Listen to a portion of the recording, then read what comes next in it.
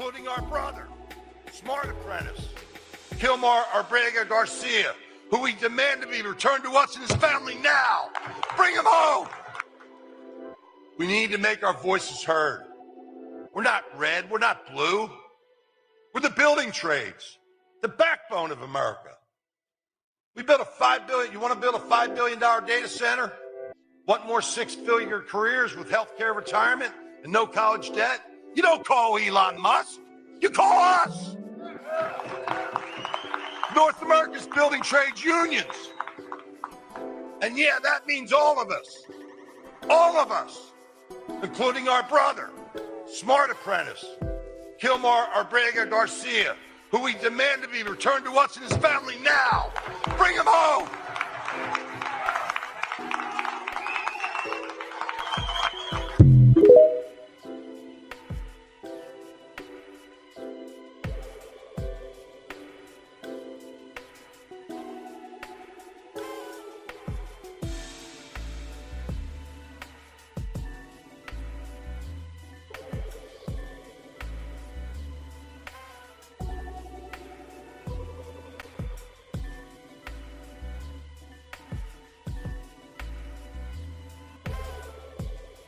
Seven, study the collapse and the comeback. You should be learning from South Korea and how they managed their brief rule under dictatorship. They didn't waste time chasing the one man with absolute immunity. They went after the structure, the aides, the enforcers, the loyalists, the architects. They knocked out the foundation one pillar at a time until the strong man had no one left to stand on, and his power crumbled beneath him. You should be independently investigating every author of Project 2025, every aide who defies court orders, every communications director repeating lies, every policy writer enabling cruelty, every water boy who keeps this engine running. You can't stop a regime by asking the king to sit down. You dismantle the throne he's standing on, one coward at a time. Stop being...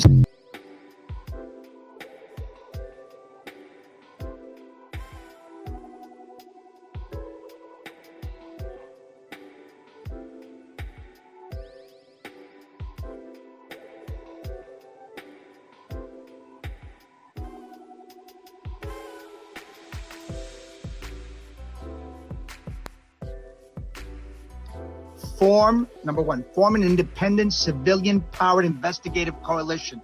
I'm talking experts, veterans, whistleblowers, journalists, watchdog orgs. Deputize the resistance. Build a real-time archive of corruption, overreach, and executive abuse. Make it public. Make it unshakable. Let the people drag the rot into light. If you can't hold formal hearings, hold public ones. If Congress won't act, let the country act. This isn't about optics, it's about receipts, because at some point, these people will be held accountable. And when that day comes, we'll need every name, every signature, every illegal order, every act of silence documented. You're not just preserving truth, you're preparing evidence for prosecution. The more they vanish people and weaponize data, the more we need truth in the sunlight.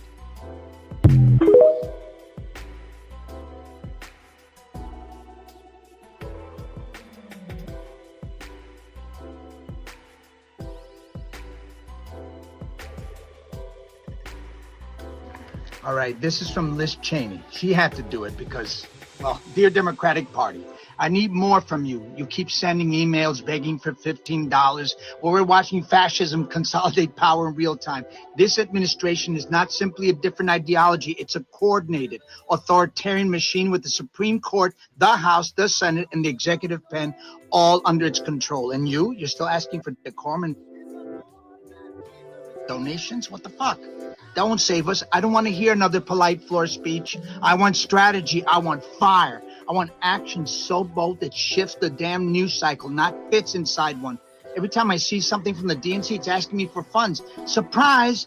Those of us who donate don't want to keep sending money just to watch you stand frozen as the Constitution goes up in flames, shaking your heads and saying, well, there's not much we can do. He has the majority. I call bullshit. If you don't know how to think outside the box, if you don't know how to strategize, if you don't know how to fight fire with fire, what the hell are we giving you money for? Some of us have 2 or 3 advanced degrees. Some of us have military training. Some of us know what coordinated resistance looks like. And this ain't it. Yes, the tours around the country are nice. The speech is nice. The clever congressional clapbacks, nice. That was great for giving hope. Now we need action. You have to stop acting like this is a normal presidency that will just time out in 4 years. We're not even at day 90 and look at the chaos. Look at the disappearances. Look at the erosion of the judiciary, the press, and our rights. If you don't stop this, we will not make it 1,460 days. So here's what I need from you right now.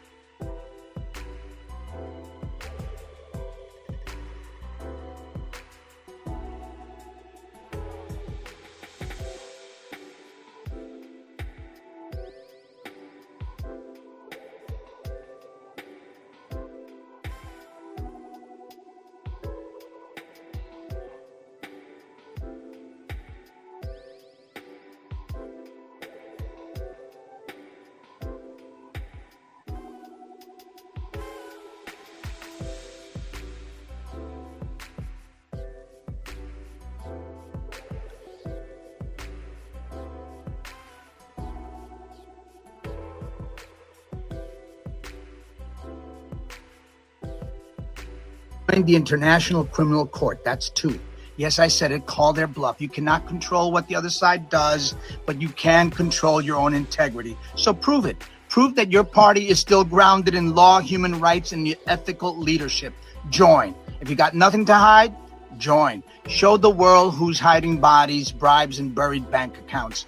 Force the GOP to explain why they'd rather protect a war criminal than sign a treaty. And while you're at it, publicly invite ICC observers into U.S. borders. Make this administration explain on camera why they're terrified of international oversight.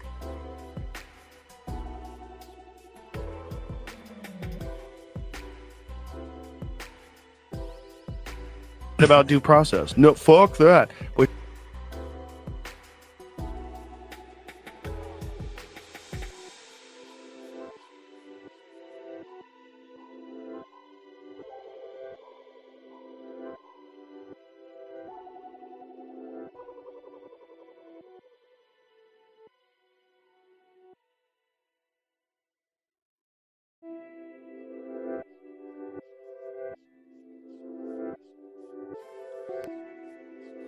Three, fund state-level resistance infrastructure.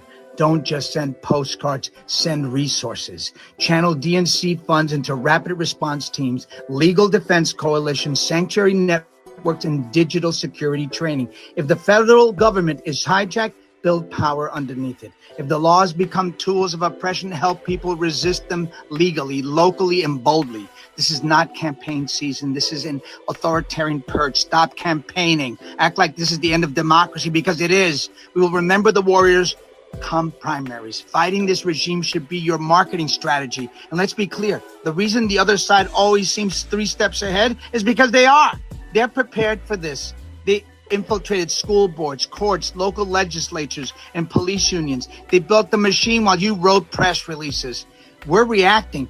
They've been executing a plan for years. It's time to shift from panic to blueprint. You should already be working with strategists and military minds on Project 2029, a coordinated long-term plan to build this country when the smoke clears. You should be publicly laying out the laws and amendments you'll pass to ensure this never happens again, the systems you'll tear down, and the safeguards you'll enshrine, the plan to hold perpetrators of human atrocities accountable, the urgent commitment to immediately bring home those sold into slavery in El Salvador. You say you're the party of the people, then show the people the plan.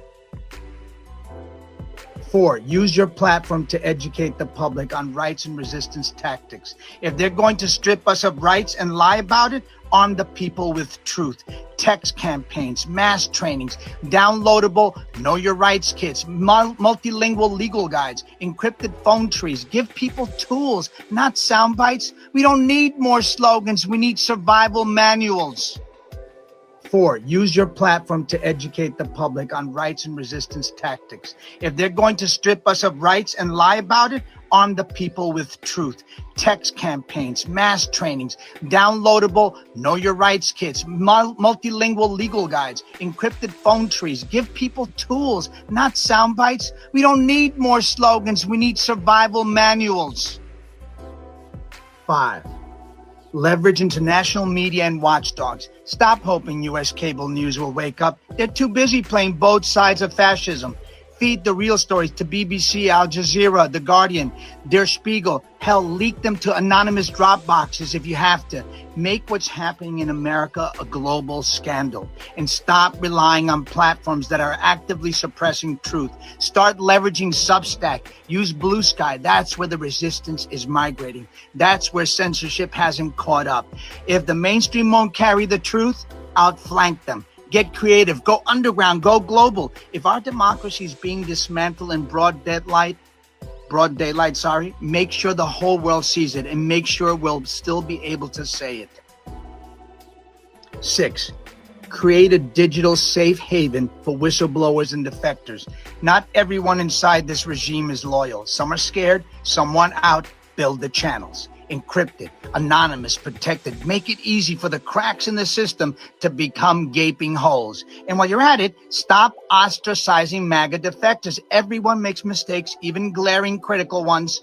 We are not the bullies. We are not the ones filled with hate, and it's not your job to shame people who finally saw the fire and chose to step out of it. They will have to deal with that internal struggle, the guilt of putting a very dangerous and callous regime in power.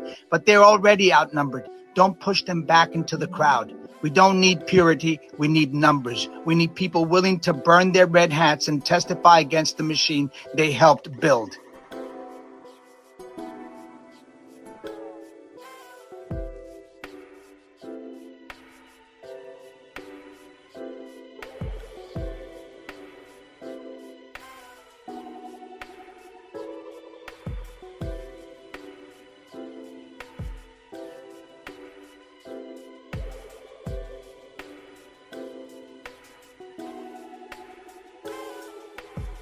There's something wrong in this country telling people it is okay to work 3 jobs, not see your kids, not see your loved ones, not take a vacation, and God forbid you get sick, okay?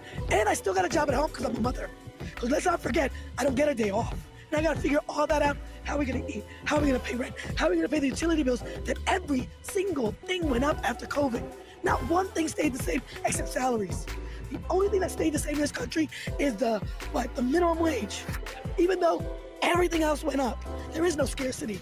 It is, how do we pit people against each other so they're too distracted to see everything that I'm too addicted to consuming and how much profit I'm making, and more profit, how many more houses one individual can have, how many yachts can one individual have, regardless of whether I am a female, male, whatever. I am a human being first. With what conscience are you criminalizing poverty? And it's not going to stop just in the United States. The poor of the world, not just this country, are fed up. And let's not leave out rural communities. I live in Haines City, Polk County, Florida, okay? But do you think that the poor and rural communities have transportation? They don't. There is absolutely not even a sidewalk to walk on, because I am giving the message of stay poor, stay hidden, and die silently, okay? If I get a job, how do I get to that job? If I even get it when I'm in a rural community.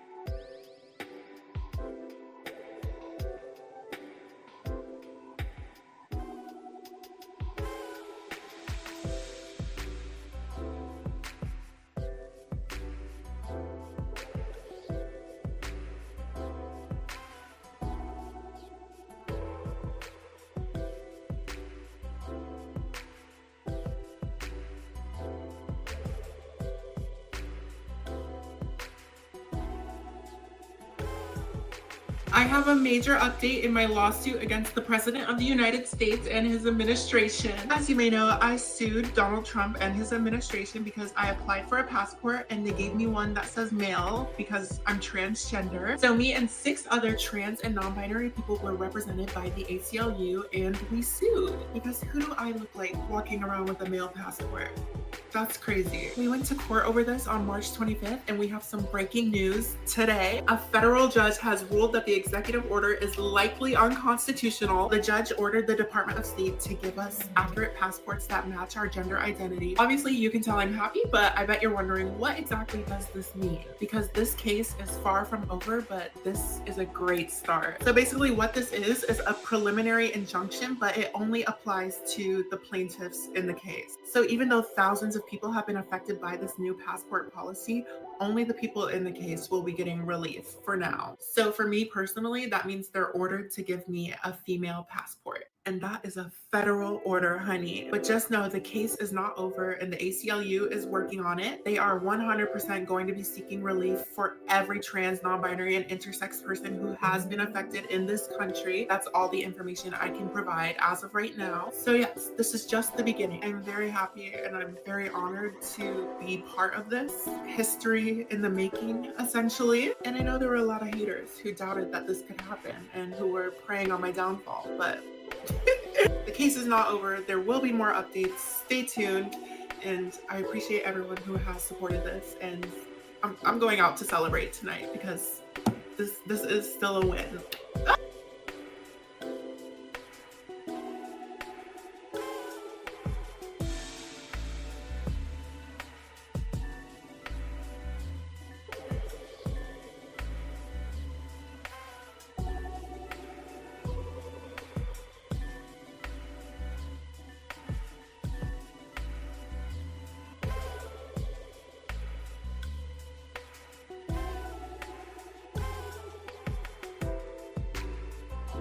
Mr. Garcia has to be brought back. The government has to facilitate Abrego Garcia's release from Salvadoran custody and effectuate his return.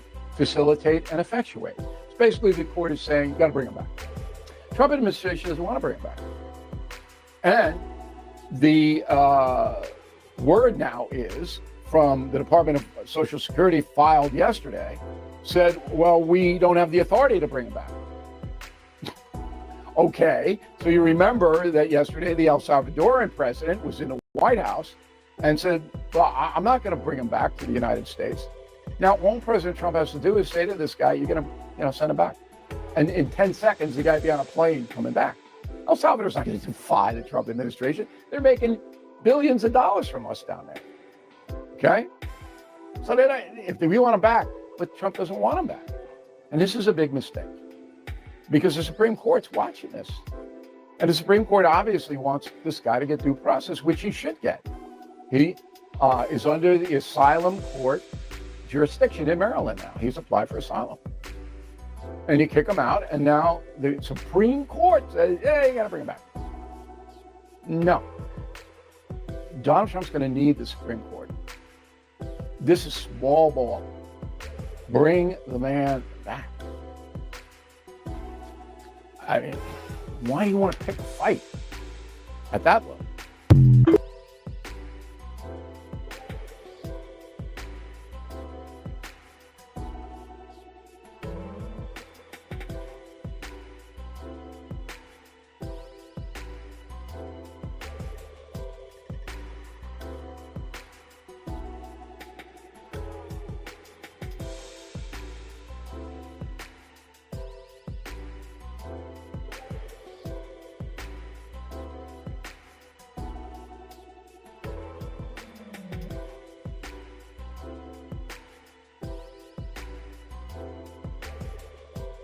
Because think about it this way.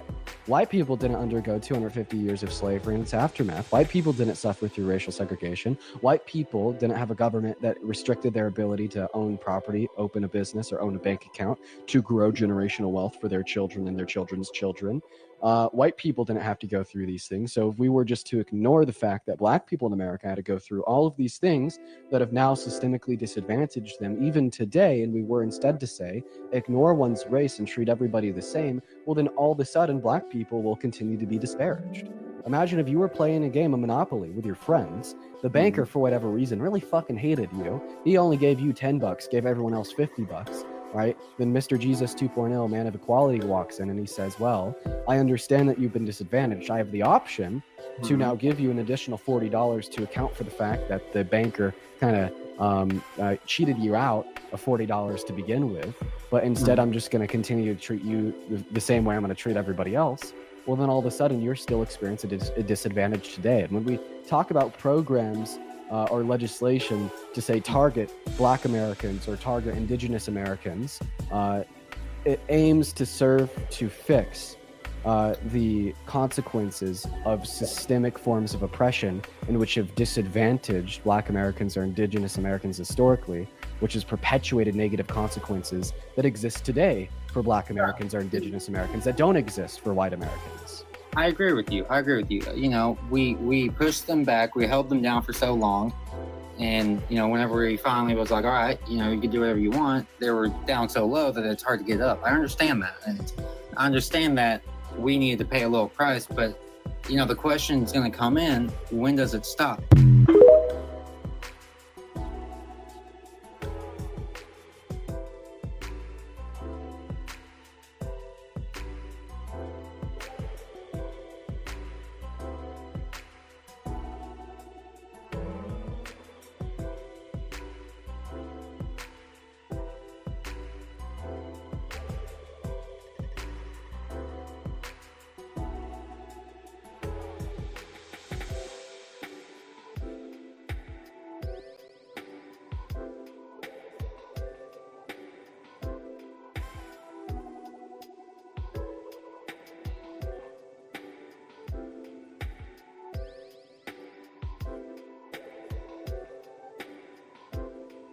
I'm here with our friend from the Abrego. We've been having a nice talk, but I wanted to have chance to explain to people how you're doing and what you hope to accomplish. And how is it you're staying so positive despite your circumstances? Thank you for the visit. It really means a lot, and it reassures me of the support that I have from you and from the Vermonters as well, my people, the people of Vermont. I'm staying positive by reassuring myself in the inevitability of justice and in the deep belief of democracy.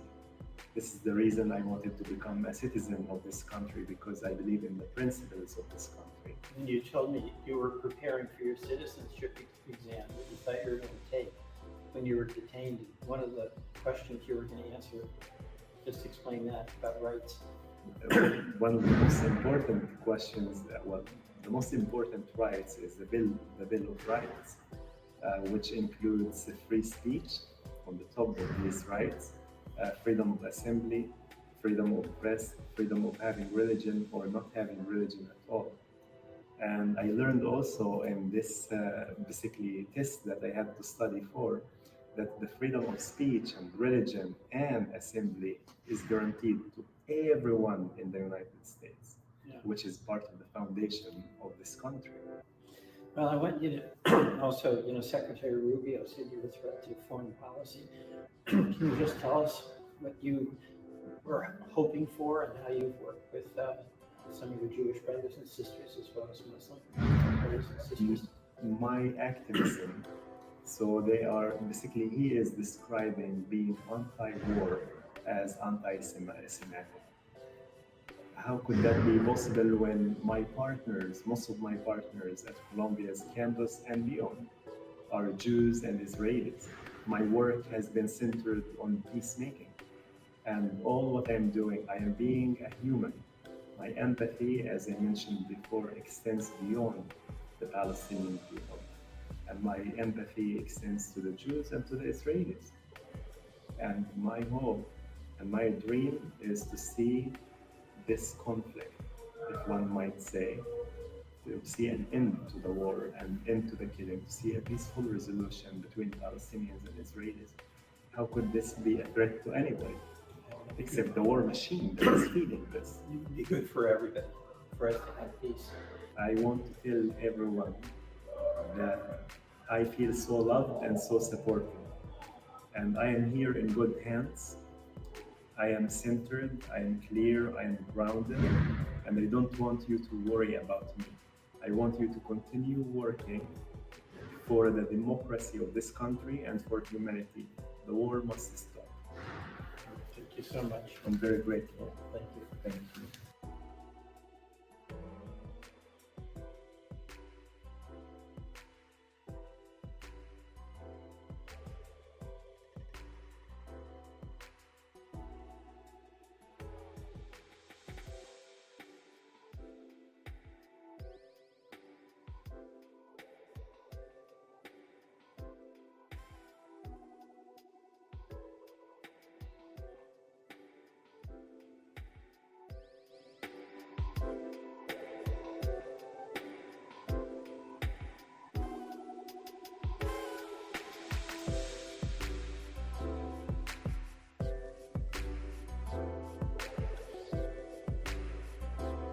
First crack in the wall. McConnell? We got 4 Republicans who crossed the aisle that gave us a majority. But it ultimately doesn't matter. What do you mean it ultimately doesn't matter? This is the law. I'm Because still it didn't kind of change his Constitution policy. 101. No, but he has the authority, ultimately. Well, no, he does not. That's the whole point. He does not have the authority if Congress does not let him keep this authority. We can take this away. Can he has declared an emergency. That's what gives him the authority. Otherwise, it belongs to Congress. Instead of just mouthing off about what you think is happening, actually present some evidence. And let's look at the evidence. Let's let the other side come in and question that evidence. But you don't just get to lip off and say, and therefore the king gets to wave his magic wand and say, off with your head. Doesn't the government determine where federal tax dollars go? So they're allowed to decide. Law, do you think they have a big bushel basket of money and they just say, you good looking, you will have money. You not so good looking, you're going to have to go hungry for a while. That's not how it works. Let's just do Con Law 101, and that is Congress writes those laws and allocates that money. The administration's job is to enforce those laws and spend that money the way the law tells them. And if they fail to do that, Part 3 is the courts are the ones who step in and enforce the law.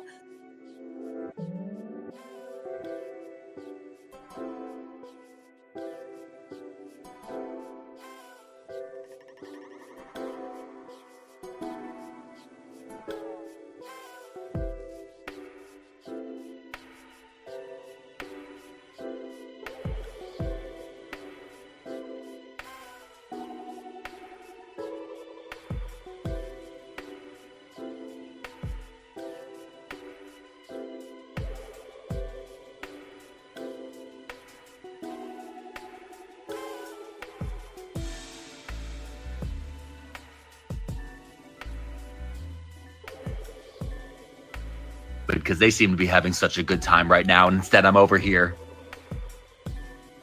Must be so good to be stupid, because they seem to be having such a good time right now, and instead I'm over here, a person who has read a book, who has watched a documentary, and has pattern recognition, noticing that the President of the United States saying that the homegrowns are next means that United States citizens are going to be sent to foreign prisons. That's what that means. The President of the United States has repeatedly now said that the homegrowns are next. He's saying it while currently defying a unanimous Supreme Court decision. Did you not know that? Just a few days ago, the Supreme Court told the President of the United States, as well as the Secretary of State and the Department of Justice and the Department of Homeland Security and so many other people that we pay a lot of money to run our government. The Supreme Court told them, hey, you sent a man down to El Salvador by mistake. You should bring him back. And now the president is saying no.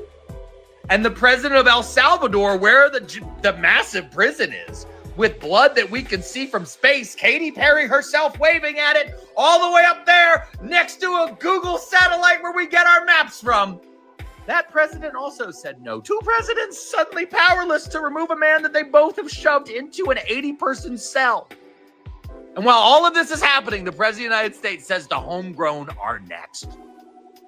And homegrown, that means U.S. citizens. That means people born here in America who believe that they're covered by the Bill of Rights. Remember the First Amendment, the Second Amendment, the Eighth Amendment? For those of you guys not familiar with the Eighth Amendment, go check it out now because we don't have it much longer. Because if he can send people to a foreign prison that we can never get them out of, then he can sentence anyone to death for any reason. Because that's what that means. That's what that means. And unfortunately, I'm not dumb, and so I know this. Anyone else who isn't stupid can see it. There's a few people who are greedy, who are ignoring it, but we all now know it. It's right there. It's right around the corner, baby. Peeking at us, asking us, come to the cabaret, old chum. Life is a cabaret. It must be so good to be stupid.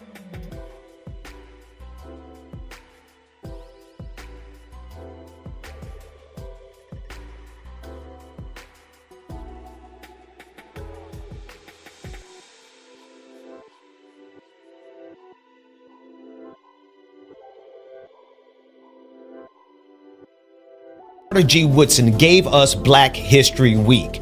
Now, almost 100 years later, many of us are still stuck in the month of February.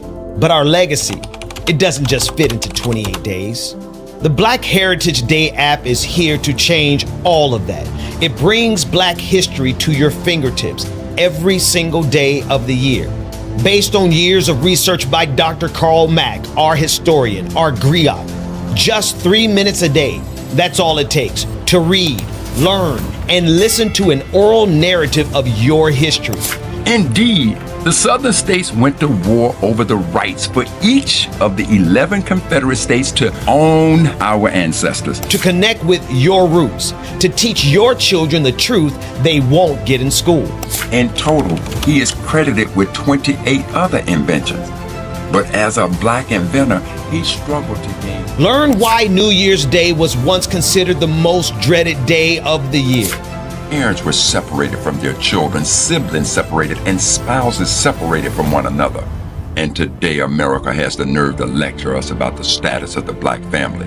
Understand the political journey of Black America from the Republican Party to the Democratic Party. It marked the beginning of blacks' departure from the Republican Party to the Democratic Party. And here's why we switched. Dive into culture and triumph like Sidney Poitier's blockbuster film success, and so much more. From heartbreak to triumph, from January 1st to December 31st. This app is more than a download. It's a movement. It's a community of black families raising their kids on truth and on legacy. Download the Black Heritage Day app for free in the Google Play Store or on the Apple App Store. This isn't just an app. It is a daily celebration of who we are.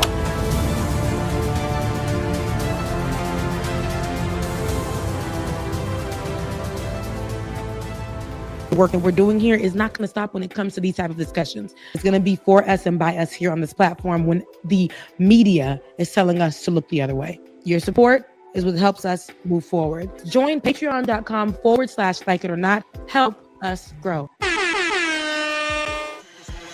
Like It or Not starts now.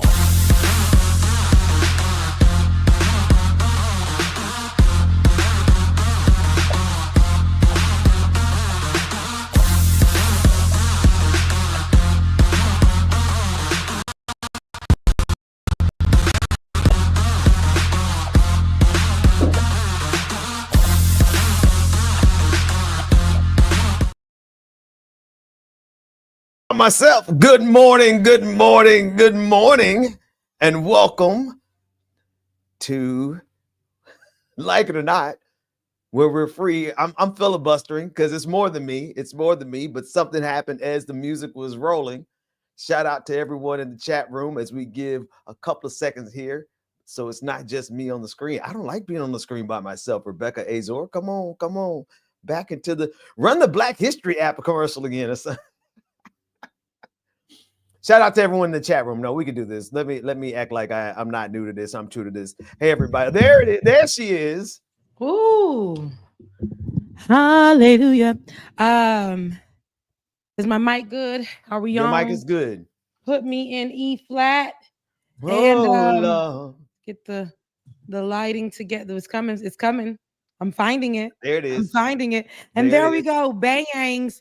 All right, Ben, you were starting with welcome to Like It or Not. Go ahead and do that. All right. Welcome to Like It or Not, where we're free to tell the truth and not care who doesn't like it. Right here on Wednesday, April 23rd.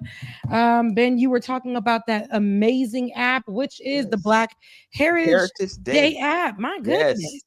And you put that together. Now, I had the blessing to be a part of that beautiful app. But for the people who didn't catch the commercial, tell us a little bit about it.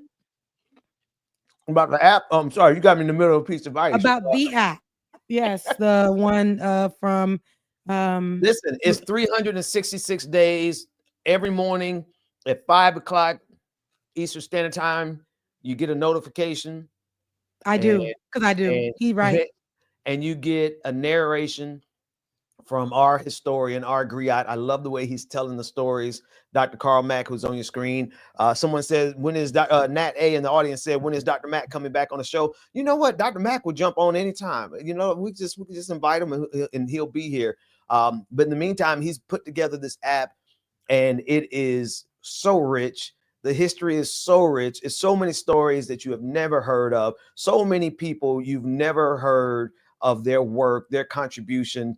And this is just one of 4 calendars that he has that documents, thousands at this point of contributions of Black people.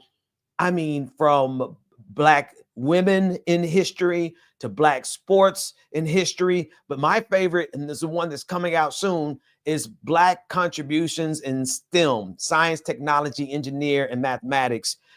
366 days, and you will simply not believe how much Black people contributed to every aspect of this country, including and especially science and technology. I'm looking forward to for that one to drop soon. But in the meantime, Go to your app store, go to your Google Play Store, and download the Black Heritage Day app now.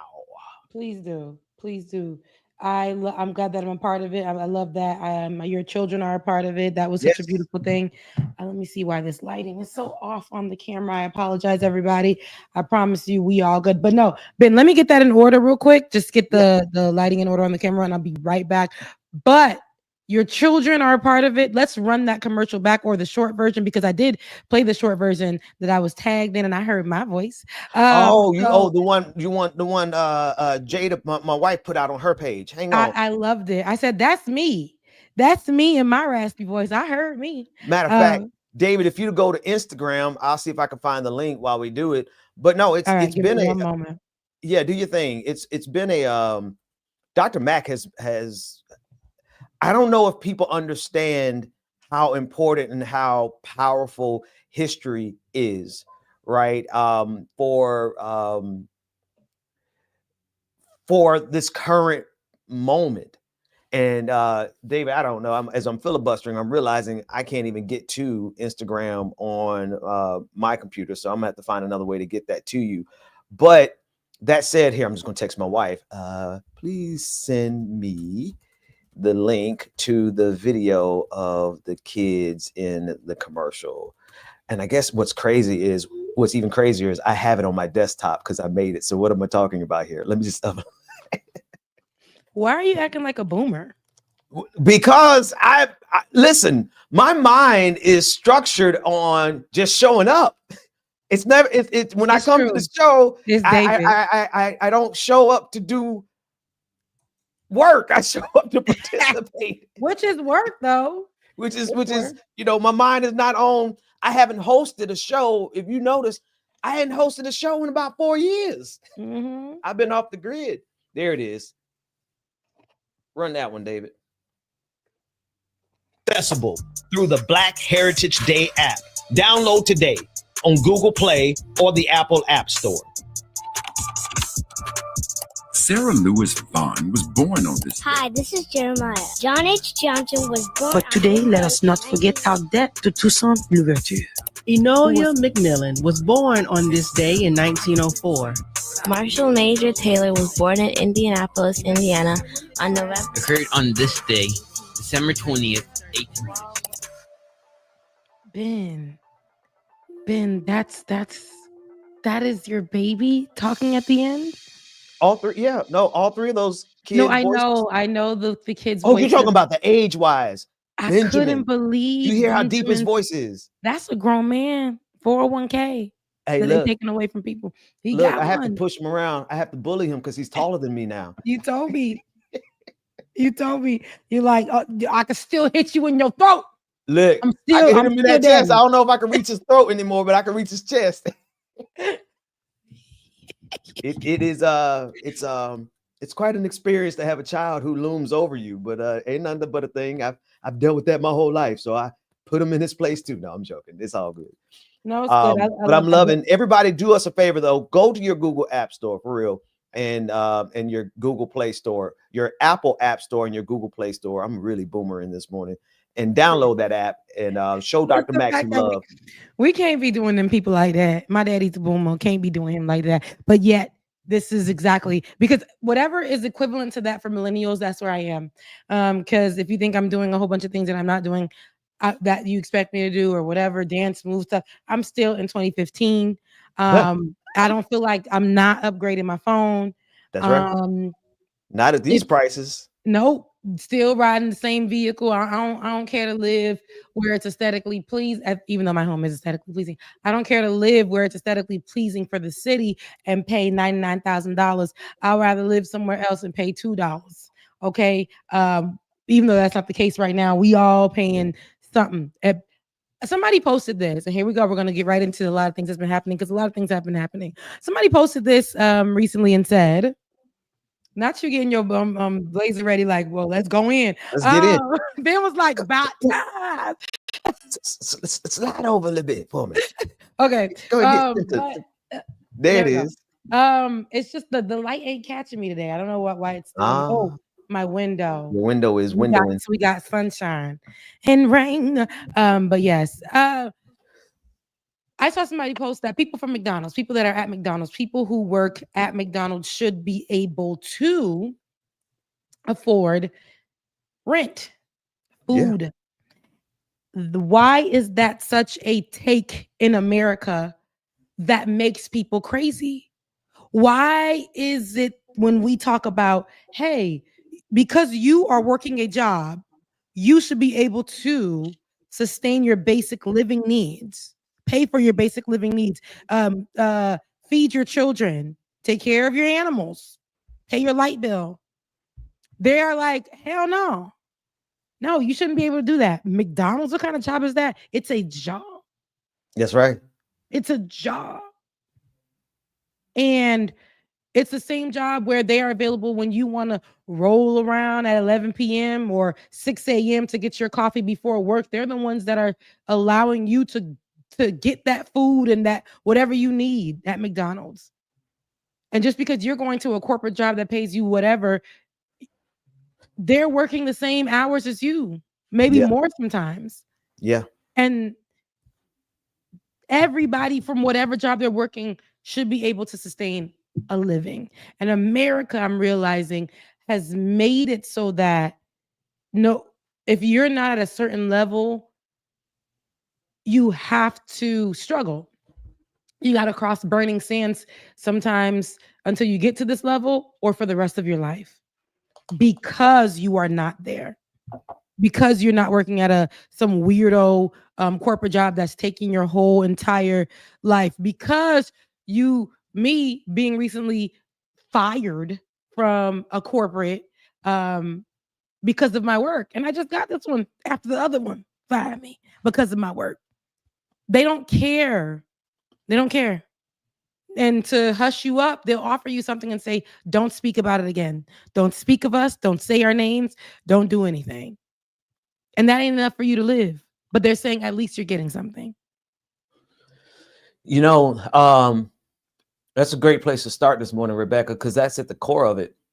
At the core of it is you have a nation of people who have been brainwashed and indoctrinated to literally not just focus on getting their own bag, which I think the obsession with getting the bag is a huge problem. But they found a way to make it even more disgusting. It's, I want to get the bag and I want to make sure that they don't. That they not only not get the bag, but they can't even afford food. They can't afford rent, that they can't go see a doctor, that they can't go see a dentist. Because if they can get any little decent thing in life, it makes my bag not as glamorous as it could be if I could be the king of the world and everyone else be my servant. Yeah. That's where we are. Yeah. They are showing us this even in this administration right now. I don't know if you've heard, and I actually just got the news myself, and that was with our student loans. Yeah. We didn't ask for any type of, so student loans, before I get to my soliloquy, student loans under this administration, which is Donald Trump's administration, have now, they said by May 5th, they're going to start putting us back into be forced to pay it. So the Biden administration that had these different particular programs to either clear them. So whoever was cleared, you made it through that. But there's other programs that were able to have you defer or however for so much long, different programs that Biden administration did for us, even though we all ain't get them loans cleared. But you know, some people did. I just have to say that Donald Trump said, no, you gonna pay these loans back. By May 5th, we're gonna start reporting y'all behinds to the credit bureaus or the collection agencies will start calling you to pay. If you guys recall, at some point in 2012, I can tell y'all a story. I was straight out of college. Nobody told me nothing about nothing. There were vultures, financial vultures from these financial institutions, these big name financial institutions that would park themselves. Now, I'm pretty sure you guys heard me say this story a million times, that would park themselves over at the universities. So when their parents were dropping them off, they would wait for the first week, 2 weeks, and they will be these people would park themselves at the universities and offer 17-year-olds, 18-year-olds, first year students, first week students, first month students at the universities who didn't have the money, who were coming from struggling backgrounds. They would offer them a credit card to help pay for their courses. I took one of those credit cards to pay off my little brother's first year of college, to sustain myself for food when I was in my first year at FAMU. And I'm grateful because my dad paid what he could pay, but there were so many other expenses that were coming out of nowhere I didn't know anything about. And so when they did that to me, that was a loan on top of the loans that we got from FAFSA. On top of those. So when I got out of school, I wasn't out of school 2 days. They reached out to me. They reached out to my mom. That was before there was a law that was put in place for collection agencies and things like that. But they reached out to me. They reached out to my mom. They threatened to sue me. And at that time, I was barely 21. Barely. They threatened to sue me, served me papers. And at that time, they used language as, we can take you to jail, because somewhere in that loan, you become legally like bound to this thing. But as a 17-year-old looking to go to school, because that's what America tells you got to do. You got to go to school. You got to go to college. And after you get out of college, you get a good job. But that good job will help you pay back these loans. And now you can't even afford to live because you got to pay back these loans. And then you got to get certificates to upgrade yourself for the new systems available, for what's catching up with the kids and all this other stuff. But I say all this the same. He said, and we know how collection departments, agencies are right now. Right now, they're even during the pandemic, they weren't getting no money because they couldn't collect. So what they started to do was open up old debts that were charged off and things like that. They were opening up old debts, buying them back, and now calling people up for debt that's 20 years old. Remember? I too, because I don't know why it keep happening to me, Lord. But remember when it happened to me and they came in my account, took everything. Y'all recall when I was talking about that? Yeah. So wait, was that student loans that did that? This was not the student loan. This was the credit card. I remember that though. Yeah. Well, basically a student loan. I was a student. I took a loan for school to pay my brother's college off. But you don't get. I'm gonna tell you, they can teach us but so much in high school. They're teaching us all this white history, but they ain't teaching us. My teacher at the time, Mr. Days, who was the Florida A&M graduate that, pushed me to go to Florida A&M. He was trying to get us to understand Rich Dad, Poor Dad in a way to help us when we got on campus, but we weren't grasping that. This was the last few our last few months in high school, and he was trying to really get us to understand finances, because I can't lie, he was really like, they're gonna try to get you guys every which way. They really are. They really are. They're going to make you think that you have to always be in survival mode, struggling. And only a certain amount of people can be because of their financial status. And it's not fair. So you live your life thinking you're never going to get to somewhere, and this is all that you can be. I remember my mom, I ain't going to hold y'all, love my mama to death. But there are things that we couldn't do. So she had to use my information to get things for the household. Yeah. And this this credit system, not social security, the credit score and all those things. We know once your stuff go to credit, your credit score get hit. Once your credit score get hit, they tell you you're worthless. You can't get no home. So you got to keep renting. You can't get no car.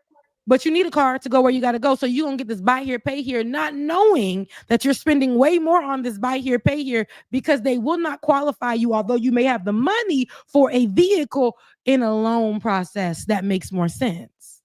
But then they'll say, you know what? We got a good loan for you. We'll put you right here for this $5,000 car. All you got to do is pay. By the end of the loan, you have paid $25,000 just for you to be able to drive this off the lot. Oh, all day long.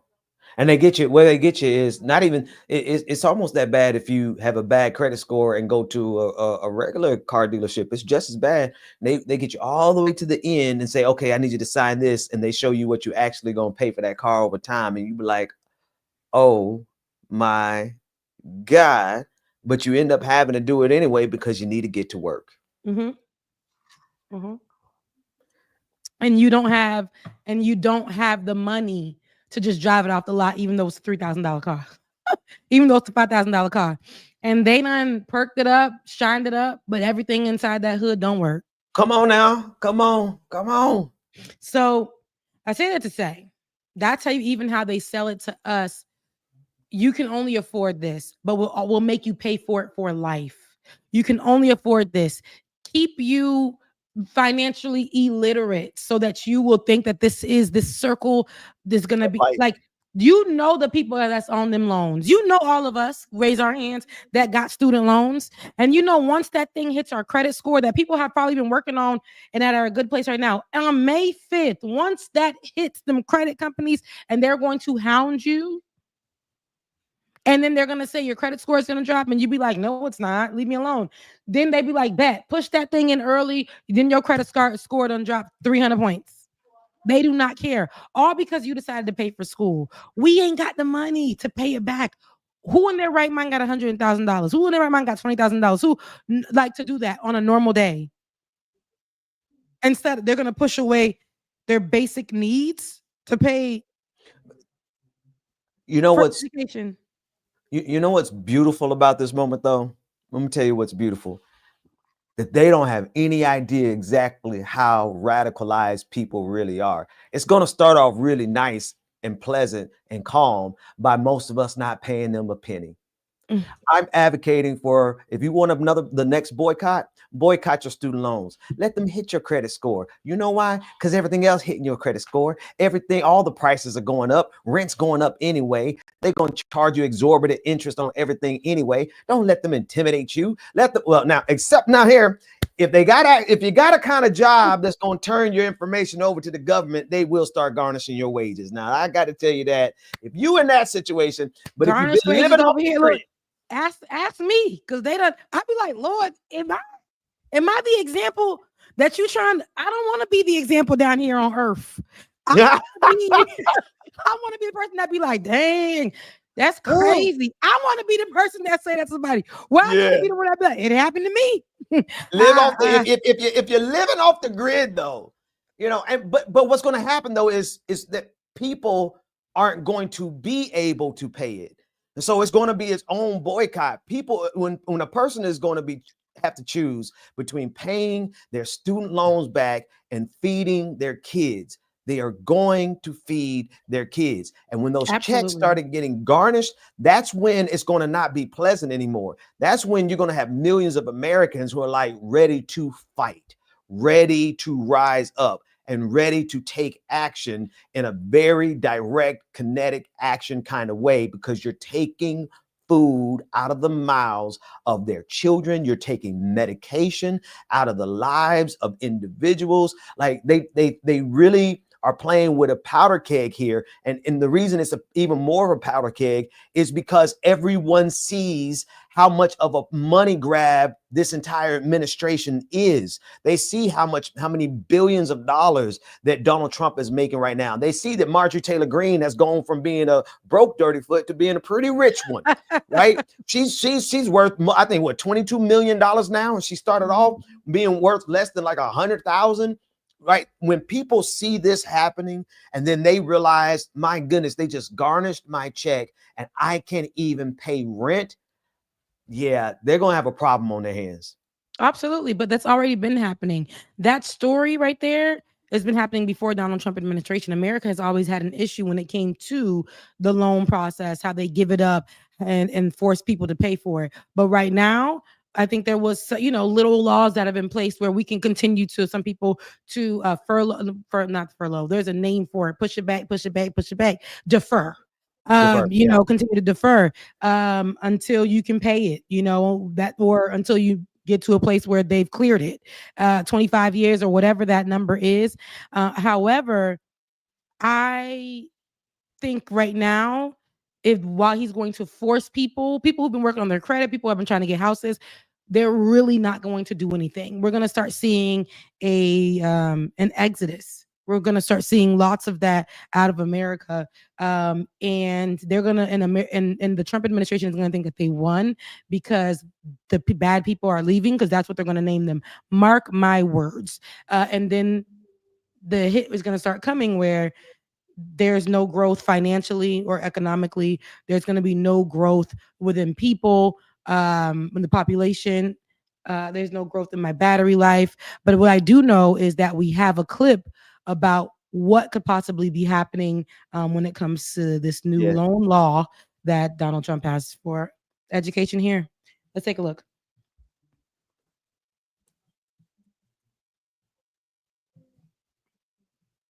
President Donald Trump has not been timid about his desire to dismantle the Department of Education. You go around Washington, you see all these buildings for the Department of Education. We want to move education back to the states where it belongs. But with the department gone, what would happen to your student loans? In the Oval Office on March 6th, Trump was asked what department or agency would handle student loans if the Department of Education was dismantled. Trump told reporters that he doesn't believe student loans should be run under the Department of Education and will likely instead end up being run by the Treasury Department, the Small Business Administration, or the Commerce Department. Trump said he hopes specifically for the SBA to take a hold of the student loan process, which he says Kelly Loeffler, a Republican and the new administrator of the SBA, has already expressed interest in. In an appearance on News Nation Live, new Secretary of Education Linda McMahon said that she believed student loans and grants might be best served in another department, echoing comments made by Trump. Some of that funding comes by appropriations from Congress, and that money will continue to flow into the states. Pell Grants, student loans might best be served in another department, and we're looking as to where that could best be handled. But experts doubt that the SBA would be able to handle 40 million new borrowers. The more likely choice to take over the over $1.6 trillion outstanding federal student loan balance would be the Treasury Department. I think the Department of Treasury makes the most sense here.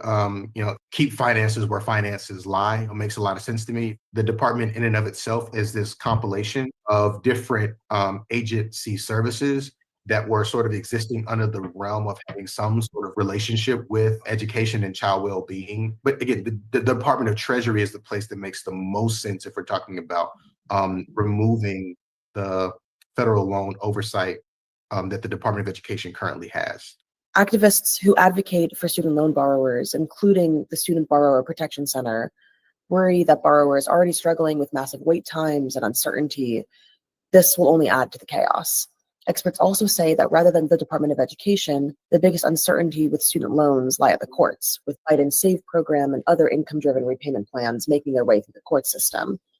And many experts wonder how Trump's actions will impact affordability promises that he ran on, especially as student loans typically allow for more affordable access to higher education. America has an inequality problem, and it's gotten worse and worse over time. And one of the few areas or avenues through which we can think about addressing that inequality problem has been the education system. It's been thinking about ways to make our K-12 education systems better at supporting students with different types of needs that are coming into our schools with different types of disadvantages. And it's been the place where we've thought about creating more opportunity through access to our higher education system. And so if the Department of Education goes away, and or if the capacity of the Department of Education is significantly weakened, well, this raises serious questions as to whether or not we will be back on pace to reach an equitable society, right? Like, what's the pathway to equality if we're not investing in an agency that is committed to advancing opportunity through education?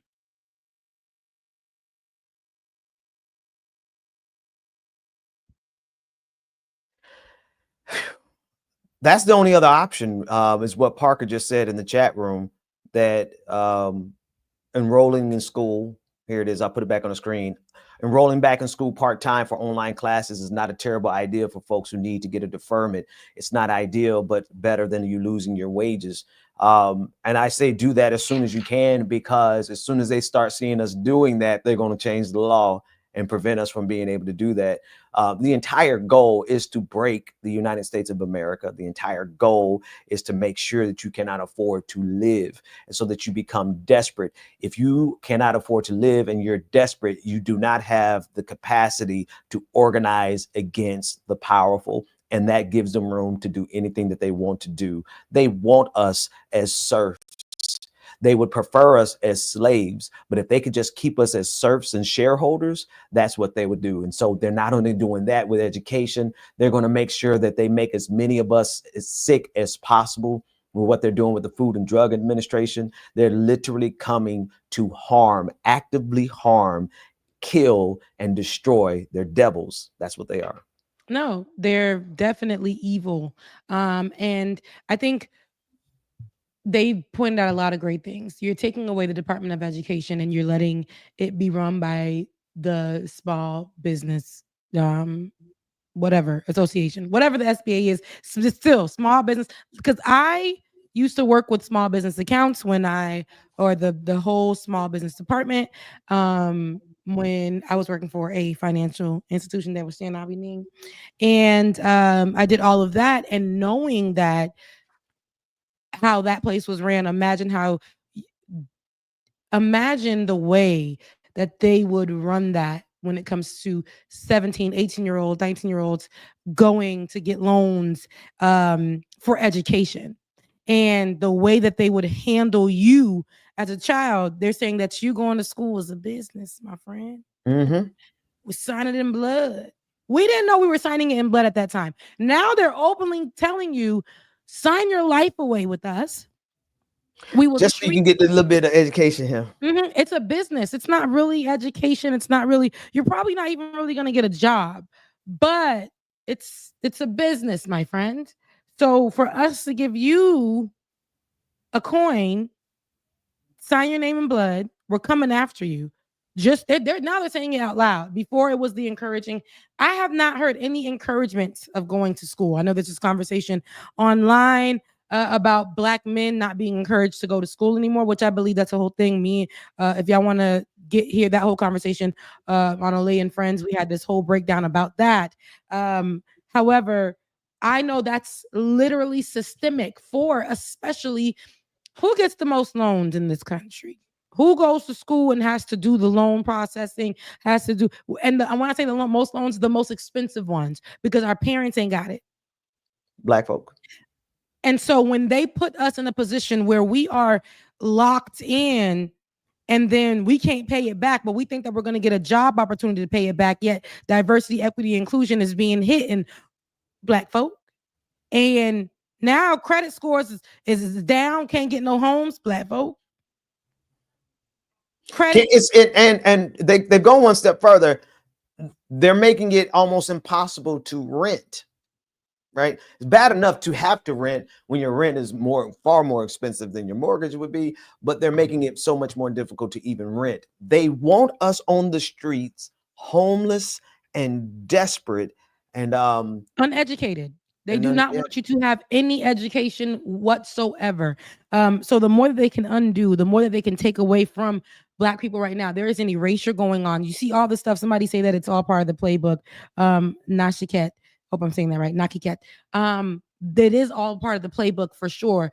And I know I sound like back in the day, I would sound like some conspiracy theorist, some hoodoo, whatever, trying to say that this is actually a part of the playbook.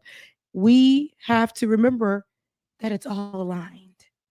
They're hitting education and they're tying it to the small business people instead, and they're removing the education department because we used to benefit from that, even though we were still at the bottom of the list. We used to at least be able to get a loan to go to school, to go get an education.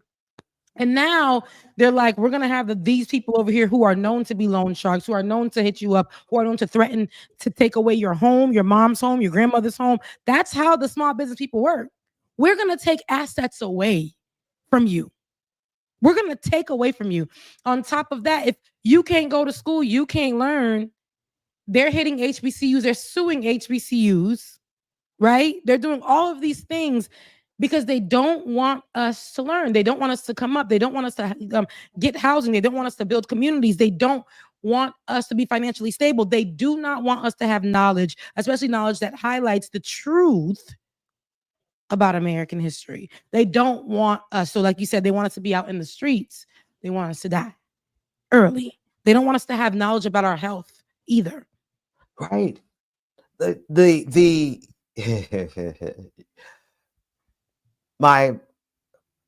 trying it. They are trying it. And my confidence is in the fact that we see it, we know it, we're discussing it, and people are all making as many plans as they can to protect themselves as much as they can, which gives us a unique advantage in history. It feels depressing to see this cycle of history come back over and over and over again, where you get monsters in power who are willing to literally kill their population, right? This is what MAGA is willing to do. They're willing to kill as many of us. They will do it with the military if they have to.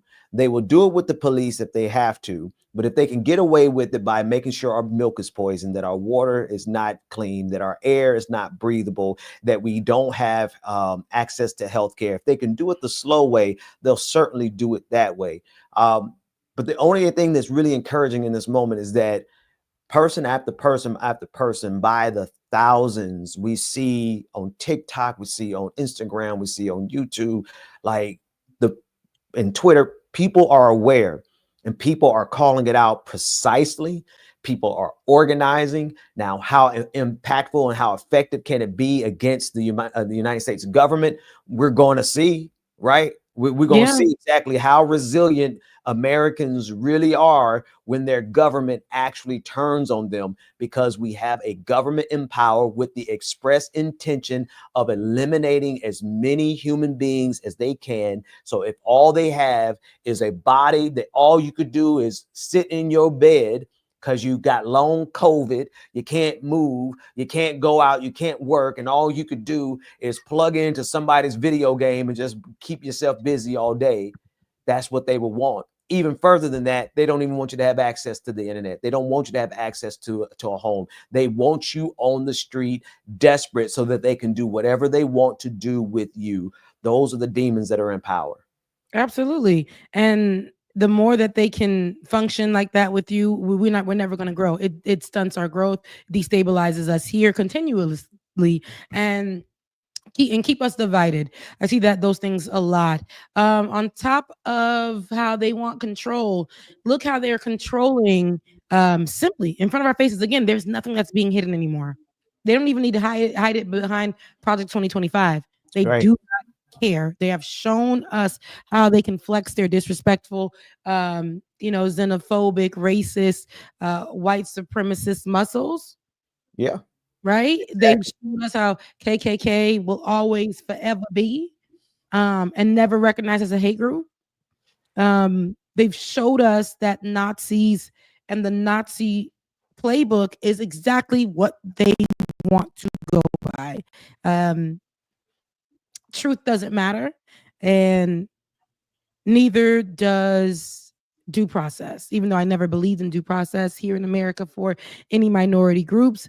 Due process doesn't mean anything, just like the immigrants or people who are American born or whatever that have been shipped off and told they don't need to come back. There was one guy, I think out in Florida, who was taken away, young boy, and his mama had to present his paperwork to ICE in order for him to come on back.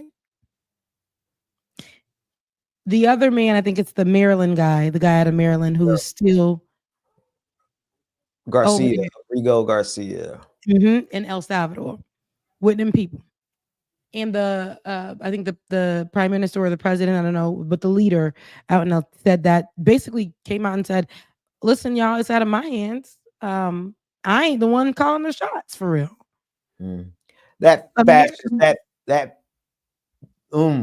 Bukele, President Bukele of El Salvador, he's nothing more than a fancy little fascist, little delicate, little prissy fascist who fancies himself to be a philosopher king, but he really is. Pull me out of it, Rebecca. I have profanity after that. Really, he's the devil, right? He's the devil. Thank you. He is. He Everything is the devil till you pass the bit. Yes, he is a devil. He's the spawn, right? Of he's the devil, and I really want people to understand when these evils align, these leaders who are very evil align, they form this alliance that is super powerful. Unfortunately, I know we want to say it ain't powerful. They can't do nothing. They have been. They are. When we can realize and call a thing, I think we can move forward. Because we don't want to stay right there in what's not the truth, right? So basically, having this man who has no evidence of him being a part of MS-13 for real, no evidence of, he's just really a father, I believe, I think a husband, living, working, all the things, right? And a citizen. And they're saying, well, we had the opportunity, but then we decided not to move on it. So in the between time and in the meantime, they've come up with other rules with Donald Trump himself, and basically saying, Bukele said, we getting paid to hold this man. We getting paid to hold other people. And that's all it is. We're not bringing, he doesn't have to. There's no ruling. The Supreme Court ain't like said, look, this is why Donald Trump, see, again, it's all aligned. Remember when he done gathered up before he left office the first time, his own Supreme Court, made sure that they was all just about somebody that's his people that would help him in favor, because he knew what was coming. Now look where we at in the disrespectful plans that he has. They can back him. But thank God we got a couple of people who are in the Supreme Court who are striking down and preventing. But go ahead, Ben. But this is how fascistic Donald Trump really is. Even in the Abrego Garcia case, the Supreme Court ruled 9-0 unanimously. I mean, you even had Clarence Thomas, who opposed Donald Trump on this, saying y'all have to return this man. And Donald Trump said no. Right. And so we are facing a constitutional crisis. But here again, I got to give, I'm not saying this to give people hope, but there's hope in this, is that they're so stupid, Rebecca. Donald Trump is so, and it's not just stupid, it's the hubris and the arrogance. They're doing all of this in the first 100 days. He's made an enemy of the Supreme Court in the first 100 days. So he's already having to back off of his tariffs everywhere, including China. He starts a trade war and then has to back off of it in the first 100 days. There was one professor, one scholar, who said the thing that we have to worry about the most is if Donald Trump takes his time and does it right. This is the exact opposite of what he did. And so because he has already made a complete crap show of the entirety of the United States of America, there is a chance. It might be a chance in hell, but it's a chance that we can actually survive this because of how arrogantly they ran through a speed run of fascism in less than 100 days. Absolutely. I can agree with that. Do I feel hopeful? Not because I'm in a bad place or anything, but we all got to be on one accord with that to be able to move forward, or it'll be just you and your home. Like it'll just be as for me in my house type of vibes. But we need as for us in this nation, as for us as a people, as that's what we really, really need. But yeah, even Clarence, this is the thing with even Clarence. Because look, even Clarence, with him even voting for the right side of things, it turns around and shows you that Donald Trump and his administration does not care. We've seen them time and time again look at the law and say, F off. I'm doing my own thing. Where him and Elon Musk, because we haven't seen Vance much, but except for when he killed the Pope this week. So that what happened?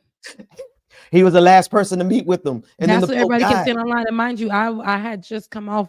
I was at the doing the Lord's business for Easter.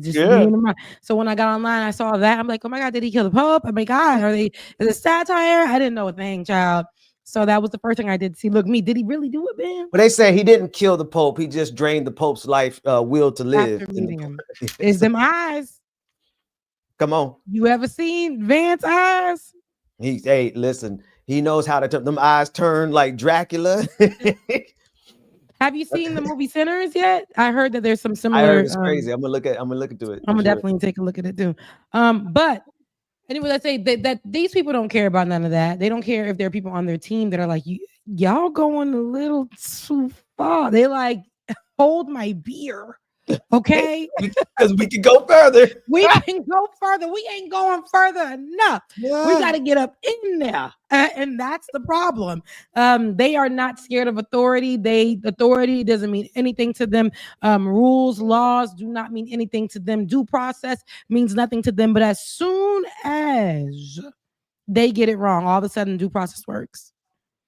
All of a sudden, they got to follow the rules. There are rules here in America. All of a sudden, this person has family. This person has friends. They've been raised a certain kind of way. Look what they're doing. Look how they treat these people as if they are. This is inhumane. Senator Chris Van Hollen did go and meet out there, fly out there and meet with them, interview with them. I don't know if we have a clip. Oh, we do, because I'm reading the.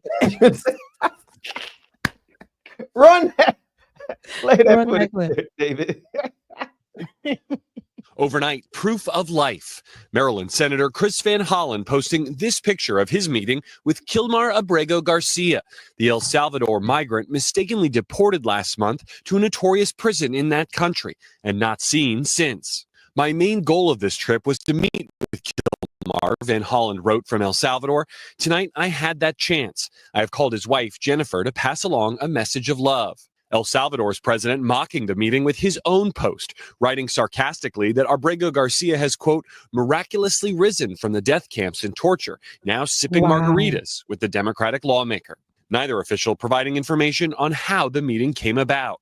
El Salvador's president also writing, quote, now that he's been confirmed healthy, he gets the honor of staying in El Salvador's custody. The White House, citing local Maryland police reports, claims Abrego Garcia was a member of the violent MS-13 gang, which his family denies. He has no criminal convictions in either country. The White House press team overnight posting that Van Hollen has, quote, established Democrats as the party whose top priority is the welfare of an illegal alien MS-13 terrorist. He's an illegal alien and a member of what has been designated as a foreign terrorist organization. Despite a Supreme Court order for the White House to, quote, facilitate Abrego Garcia's return to the U.S., the Trump administration has no plans to do so. Well, I'm not involved in it. I'm going to respond by saying you'll have to speak to the lawyers. A federal court Thursday denying the White House's latest appeal and insisting they, quote, take all steps to facilitate Abrego Garcia's return, further stating that the government's unwillingness should be shocking not only to judges, but to the intuitive sense of liberty that Americans far removed from courthouses still hold dear. Okay. We're also learning that another. Let's take a look at. I want to go over to Garcia's lawyer. Let's take a listen to what Garcia's lawyer is saying. And mind you, this is straight from his lawyer, legal team, legal system. But again, Donald Trump does not. It don't apply for Donald Trump. But let's take a listen. I can't wait for these people to get their comeuppance. Oh my goodness. Yeah, that's just simply false. I'll take each one of those in turn. Convicted. He's not been convicted of anything. Mr. Abrego Garcia arrived here in 2011 as a 16-year-old fleeing the gangs himself, who had threatened to kill him if he didn't join them. He, like many thousands of youth that left El Salvador in that period, came to the United States seeking safety, and for the last 14 years has not gotten into any serious trouble with the law at all. He's been convicted of nothing. But what happened is in 2019, he was looking for day labor outside of a Home Depot in Maryland, and local cops arrested him and 3 other men there. Those local cops interrogated him, demanded to know whether he was connected to a gang. He denied it continuously. And then a local police detective wrote on a gang worksheet that a confidential informant had allegedly claimed that this guy was a member of a gang, a part of MS-13 that operated in Long Island. Mr. Abrego Garcia has never lived in Long Island, and he said this is ridiculous. And when his lawyers in 2019 tried to reach back out to the police to talk to the detective and say, hey, why did you put this down here? They found out that the detective had been suspended and the local police didn't even have a record of his arrest. So that is the only evidence that the government has ever offered that he is connected to MS-13. And despite that arrest, which did not lead to charges, he has never been charged or convicted of a crime once in his life. He also did win protection. In 2019, that arrest led to him being sent to ICE detention. He was locked in ICE detention for almost a year, and at the end, a judge granted him a protection known as withholding of removal that said, you are more likely than not to be persecuted if sent to El Salvador. So the one thing the government cannot do is deport you to El Salvador. And that's exactly what happened on March 15th. Wow. You see that? Yep. Due process. It never works. It doesn't work.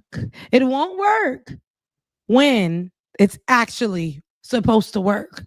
I think that they will sit here on their high horse, and this is the control. This is the dictatorship. This is the example that they want to make. They've constantly been, and especially when it comes to immigration policies here, they're choosing groups of people. They will bring back the stereotypes that America already had about people. They will bring them back, and now we're starting to see them bleed through in policy, right? In policy that isn't even really policy, and executive orders and conversations and verbiage and dog whistling. We'll start to see it come out in that way. So when it comes to the MS-13 thing, like our producer David said, he being Garcia, fled from El Salvador because of a local gang was not even MS-13, but was bothering his family's local business, right? So he may know about these gangs just like everybody else does, but he fled because of that.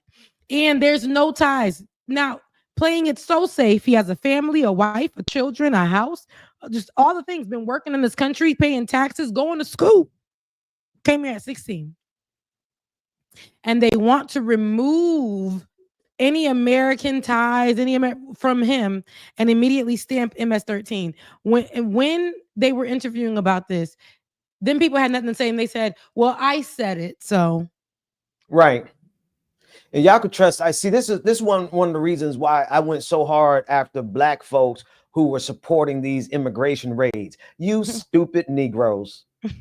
You see this white supremacist Gestapo called ICE, and you're going to cheer them on because you want to blame immigrants for the problems in your community that were there and have been there since before any immigrants ever moved into our communities. So you're going to turn around and then start supporting ICE. You completely shiftless and moronic Negroes. ICE must be stopped and abolished. People need to confront ICE. But you know why? Because if they're out there without a badge, they're out there without any identification, and they're just snatching people off the streets, how do you even know they're ICE? How do you know you're not just being snatched up by some Klansmen? And how do you believe that they're going to stop with just immigrants? And why is it okay to you that they do this to immigrants? That's a problem in and of itself, which takes me with what I want to say about Bukele. Go ahead. Bukele is making the clearest case of why we must never treat criminals this way. I don't care who's a part of MS-13. Lock them up, but you still have to treat them like human beings, because if you don't, when you treat a criminal like they are not human, it always creeps over to the rest of the population. And who is it going to hit first? The least of these is going to hit the immigrants first. Then it's going to hit the black folks next. And so we can't look at somebody and say, oh, well, we're going to support him because he wasn't MS-13. No, you need to support all of them, even if they are MS-13. Doesn't mean they got to get free, but it certainly means that you don't send them to a prison internment camp where they got in the backfield. You saw the satellite images where it looks like they just out there literally killing people. Are you okay with that because they're MS-13? That's just as problematic. Absolutely. And thank you for bringing that up. I just want to go ahead. I just want to pull this up real quick because I didn't want to skip over it. So just for really important detail, after the whole meeting and everything, someone on Trump's team decided that it was really, I don't know, smooth to try to identify that his tattoos somehow coded MS-13, marijuana, smiley face, cross, and skull. But so they put these up there basically trying to decode the legend. I just wanted to show what other people have been sharing as actual MS-13 tattoos that look absolutely nothing. Specifically this one, they actually tattoo MS-13 on their hands. They don't tattoo symbols that signify it. And why would So it's they just a come up with complete smear. marijuana, smiley face, and I'm like I'm pretty sure it's Exactly, deeper than with than what they're putting up with these conspiracies. Also, there are leaders, national leaders who are going there, putting on like whatever ICE outfits or like bulletproof vests and taking photo ops with the prisoners just out there holding like and saying like we rallying them up. This is what we're doing. And now let's go back to in January, or was it February, when they did the ASMR of chains and all the stuff of immigrants. Don't ever let us forget that, Rebecca. I will never, because this is what they want you to see. They want to use it as some kind. This is soothing to see people who don't even belong, but who fit a description by what they look like, or we presume them to be, or because of where they're from. We'll throw them over there too. We don't need anybody that might just be, even though they're not, and nothing shows us that they're not, but because they're Haitian, but because they're from El Salvador, because they're whatever, we don't want to take any chances. When the real threat is right here in America, and that is Donald Trump, that is the white KKK members, that is the white supremacists, that are the people who refuse to acknowledge that there are Black and brown people who contribute every single day to the growth of this nation. Those are the problematic people. Those are the ones that are gun happy and shooting up grocery stores and schools and children. It's not the drag queens. I'm sorry to say. It's not. It's the white psychopaths mostly. It's the police officers who are shooting down the children. It's those are the problems. It's the Karens that are falsely reporting things about people who are not white. It's all of that. They're the real issues. Not the people that keep their head down in this country trying to maintain a job, maintain a home, maintain a family, maintain consistent pay, maintain jobs that white American people specifically do not want and will not take. Those are the real threats. It's not Mr. Garcia. It's not Haitians who are coming here in growing cities like Springfield, Ohio.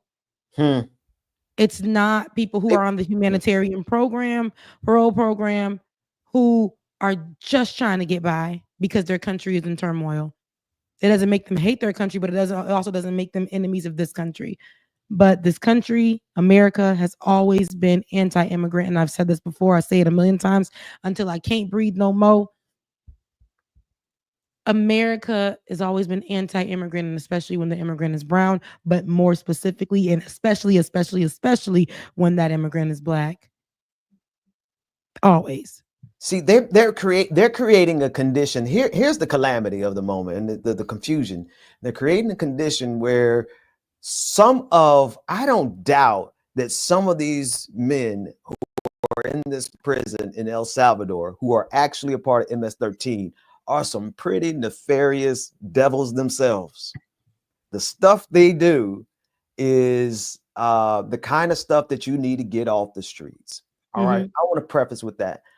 But they're creating a condition where now even the worst criminals in our hemisphere, just raw violence, notwithstanding the American empire, notwithstanding white collar crime, notwithstanding all the stuff that America does right. But I'm just talking about like just the raw violence that we see. They're creating a condition where these people need to be liberated. These people need to be set free from this. Like they should not be treated like this. They should not be paraded out like this and treated like this and for like show like cattle, like they're slaves, like they just come out in here, let's parade around and show how cruel that we could be to people who deserve to be locked up. But now y'all are really setting the standard where these individuals have been treated so horrifically that they are going to be due actual liberation. And I'm talking beyond just liberation in the courts. I'm talking like like divine liberation. Some of these people about to get set free. And what do you do with that? Because some of them need to be in jail. Yeah. Some of them need to stay locked up. No. Not only did they need to, like, they need to, these people were the ones that ran up in our nation's capital, planned this whole domestic terrorist attack. And y'all think I'm gonna let y'all forget that? Because I'm not. I'm gonna be on your behind every time I remember it. But they need to be locked up for life because they're not afraid of anything. Those are the people that you should really be seeing. That's, you talking about MS-13. I'm talking about J6s. Okay, that's some letters and some numbers. Period. And y'all want us to forget that ever happened, and those people are still walking this nation and are working jobs where we got to present ourselves to them all the time, and secretly in their heart they got hate in their heart, violence in their heart. They didn't care about nothing. They didn't care about this country. It wasn't for God or country at that time. It was not. It was for Donald Trump. And we'll sit here and we won't mention it no more. We'll keep pulling out some fake MS-13 problem in this country. And again, unfortunately, MS-13 does exist and something has happened with that. But if we are talking about statistically and we talk about the white devils, violence, as they used to call them, here in America, they're responsible for so many of the issues. And one of those things are gun issues, school shootings, mass shootings. White people are behind them the most. The talk about a game. If they want to snuff out a game, they want to get every. If you look at the network that is behind the mass shootings, there was the one mass shooting that was a black kid who did it, who was a Nazi who hated black people. Craziest thing in the world, right? You're a black young man, you decide to become a Nazi and you hate black people, who was a big fan of Candace Owens. He was recruited to do that. He filled out a survey online about why he was going to do a mass shooting. If you want to get down to some investigating and sifting out all the violence, go find that network. Go put them in jail. Go put the people behind the Florida State University mass shooter, the mass killer just last week, who happened to be a son of a sheriff's officer there in Tallahassee. FSU. FSU. Go get them, but they never will do that because they absolutely support white violence. MAGA supports the murders committed by white folk. Immediately when it happened, my father called me. He was telling me, like, oh my gosh, like, I know you must be talking about this. And I just thought to myself, you went to FAMU and you co-op at FSU. You know, you were going to that school. I couldn't imagine. I don't know what I would do if you were there and this shooting happened. And I was explaining to him, hey, Dad, you know, thank God I'm not. But he's like, but what if you were? That kept rolling through his head. And I thought about, you know, what I read, and I went to CNN because that was where the only news I can get. You would think that you would get news everywhere about a whole shooting that happened, yet it wasn't even that much. It was like, okay, FSU strong here and there. Mass shootings are not, or school shootings they're not that, they're so common that we don't need to talk about them no more. Just like COVID numbers, right? They're still out there. They're still growing. We don't need to talk about them no more. We don't have to. Because we're fear mongering if we do. And meanwhile, went on CNN to read about it. Whoever wrote that CNN article they were like literally reaching with dinosaur arms. It started with something along the lines of, and I'm pretty sure it has since been updated, but it was like the kid's name and vaguely said he was going through some mental issues because of his biological family. I'm like, so who's his? Is this the sheriff that raised him, not his biological mama? It literally was just like trying to already piece together. It didn't start off with the murderer. It didn't start off with the school shooter. It started off with his name. It started off with his age, and it said that he was going immediately. The first few sentences, he may have been going through some issues because of his biological parent. But then I'm like, is the next line going to tell me that that's not his biological? It was scrambling for something to already pin down mental health issue, clear him out. And it wasn't about the victims. It was about this young boy. But your mama's a whole sheriff. well known in the community, and the gun that you used was hers. Not only that, you have been trained to use that weapon. Not only that, other sheriffs and police, they know about you. That's why you was taken in the way you were, alive. Alive. That's why it's problematic. And, you know, school shootings, immigrant issues, loans, they're all happening simultaneously in the same days. All this stuff, loan changes, they picking up people with from ICE. You mentioned, Ben, how you was upset at Black Americans joining in on the conversation. I didn't even like Pastor Jamal Bryant mentioning this at his church, where he said, you know, and for those of y'all brown people, he said this at his church, something along the lines of, for those of y'all brown people who was saying things about us, look at y'all now getting rounded up. I guess it was the people who were voting for Trump or whatever. I don't know where he was going with it, but the way that people were kikiing and clapping in that church, I'm like, you are talking to the same people who could not wait to see ICE picking up random immigrants. Yeah. Okay. And I say that to say just a story recently, which is a crazy one, but a woman posed as ICE allegedly to kidnap her ex's new wife. And the wife is an immigrant. And I'm assuming the wife is Haitian just because, but the wife is an immigrant.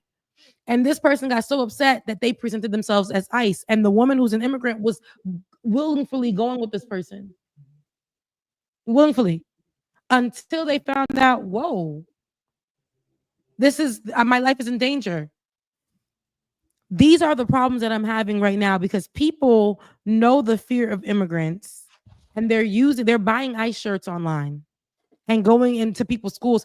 ICE just presented themselves at somebody's school where the teachers wouldn't let them in. And they said that they spoke with the parents. When the school called the parents, they said they never spoke with this person. They are not following due process. People who are out here, Americans who are just mad that immigrants are dating people and things of that sort, they're also coming in and they're upset as immigrants and things of that sort. Like, we ain't got nothing to do with nothing, but people are going to now present themselves as ICE. There's no law. There's nothing that says that like, we're all looking at a mess of a show, but Donald Trump has given ICE so much power, so much hierarchy when it comes to enforcing law now, and immigrants as the biggest target, that regular Americans, it's causing division online every day. There was a thing I just read about Black the ADOS or something. They're sending out emails to people who are prominent figures, and this girl shared hers, and it's an email saying you need to stop presenting as one of us. You are not a Black American. And I'm trying to tell Black Americans I love you so much, and I mean it, but bullets in America don't care. You may have a feature of the Haitian next door. I said this in my last video about immigrants. If they coming for the brown, for the Black immigrant, they're coming for the gay immigrant, the bi, they're coming for everybody. If you think you're white behind, you're Black behind, your whatever, just because you was born here or whatever, how further your generation goes is not going to be next or in some form. Please look up a story, and I promise you can find it. There was a white woman, they told her to self-deport the other day because she's far removed from her line. They told her to self-deport. Wow. Mm-hmm. Yes, this is what we're seeing, and this woman is white presenting, white adjacent. They told her to self-deport. I'm sorry, I don't mean to laugh. So they come for everybody, Karen, in between, everybody, every group of person. You think just, oh my God, women's rights? It's no, baby. They coming for your Hispanic husband, your mixed baby. Everybody is getting got.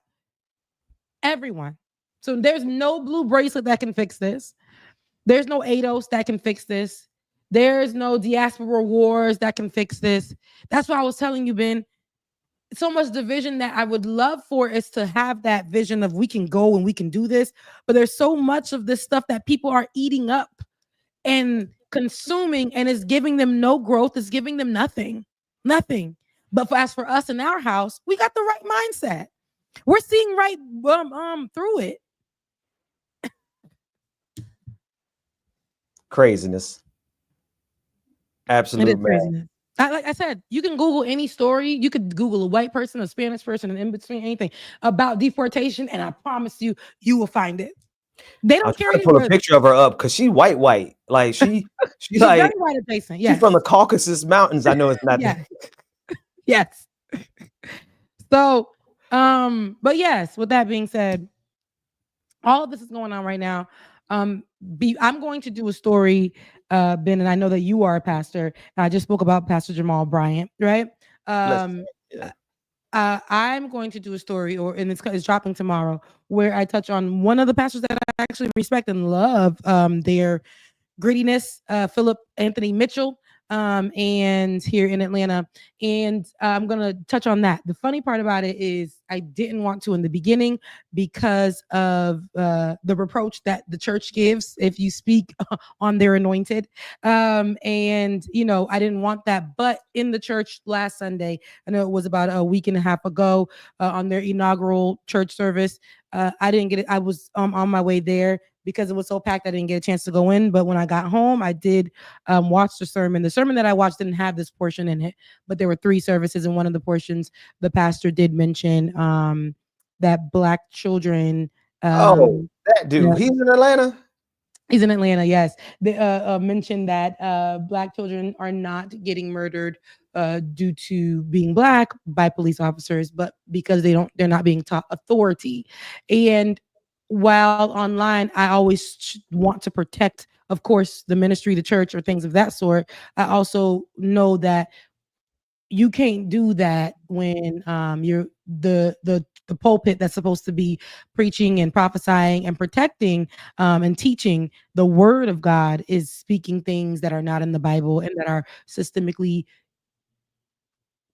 hurtful, abusive, and spewing out this rhetoric that comes from a system that is bred in white supremacy, and especially when you're on a global platform, and the moment that you choose to say something, it's against your very own in the middle of a city that is your very own, and you have children that fit the description that it may happen to as well.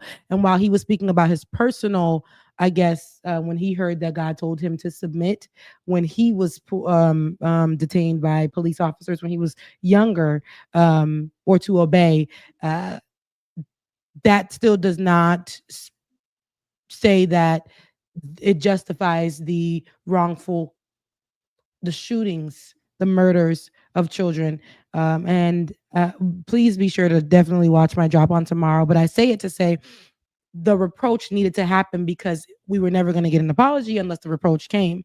And I want people to understand that your leader should not be above reproach because they're your leader. But I do know in this atmosphere, there are so many people who are going to take it and say, this is why we don't go to church. This is why Jesus isn't real. This is why. And that's why I'm like, you cannot make that your example. You cannot make that your example. But also biblically, a lot of leaders were held accountable. And that's you held accountable is the way you can do right. And he did since have an apology, but y'all can definitely listen to this clip. I will go in on it on tomorrow. But I know that there were a lot of people, including myself, who out of spiritual fear of having the conversation, didn't know what to exactly say in that moment, although I knew exactly what to say in that moment. But let's take a listen to his words. Yes. Oh, and when we come back, I'm gonna tell you, I gotta address that what you just said though. Okay. All right, here we go. Here he is. Be stronger, my ego or my submission.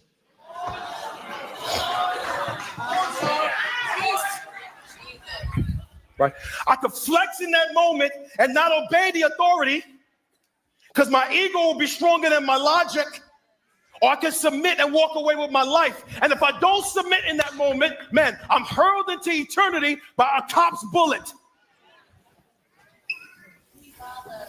And I know there's bad cops out there. We know that. We know there's cops who's evil. Man, there's evil people in every industry preaching all that stuff. But man, not every killing of a black man was because of a bad cop. And in that moment, I got to decide which one will be stronger, my ego or my submission. That's not the part, though. It actually. That's not the right part. There's another part. No. It gets worse. Mm-hmm. Well, what was the next part? Because that's enough for me. Yeah, no, the actual saying that Black children are not being they're being shot because they're not respecting authority. They're not obeying authority. So to every mother or father who has lost their child, you haven't taught your child authority. And I believe that because I shared my own, immediately I just thought about when I was 12 going to church, just checking the mail. Didn't know my neighbor called the cops on us. Didn't know that. Just checking the mail.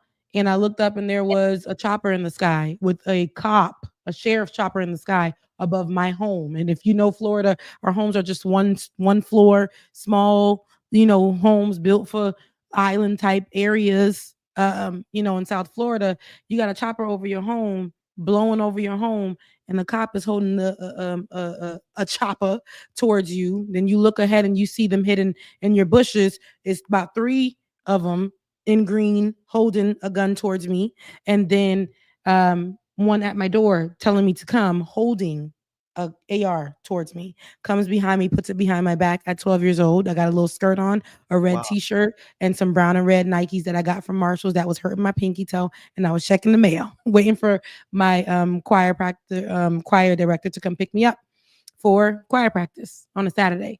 And they told me to open the door and call everybody who was my brothers out. And they had us in handcuffs on our knees in the front yard.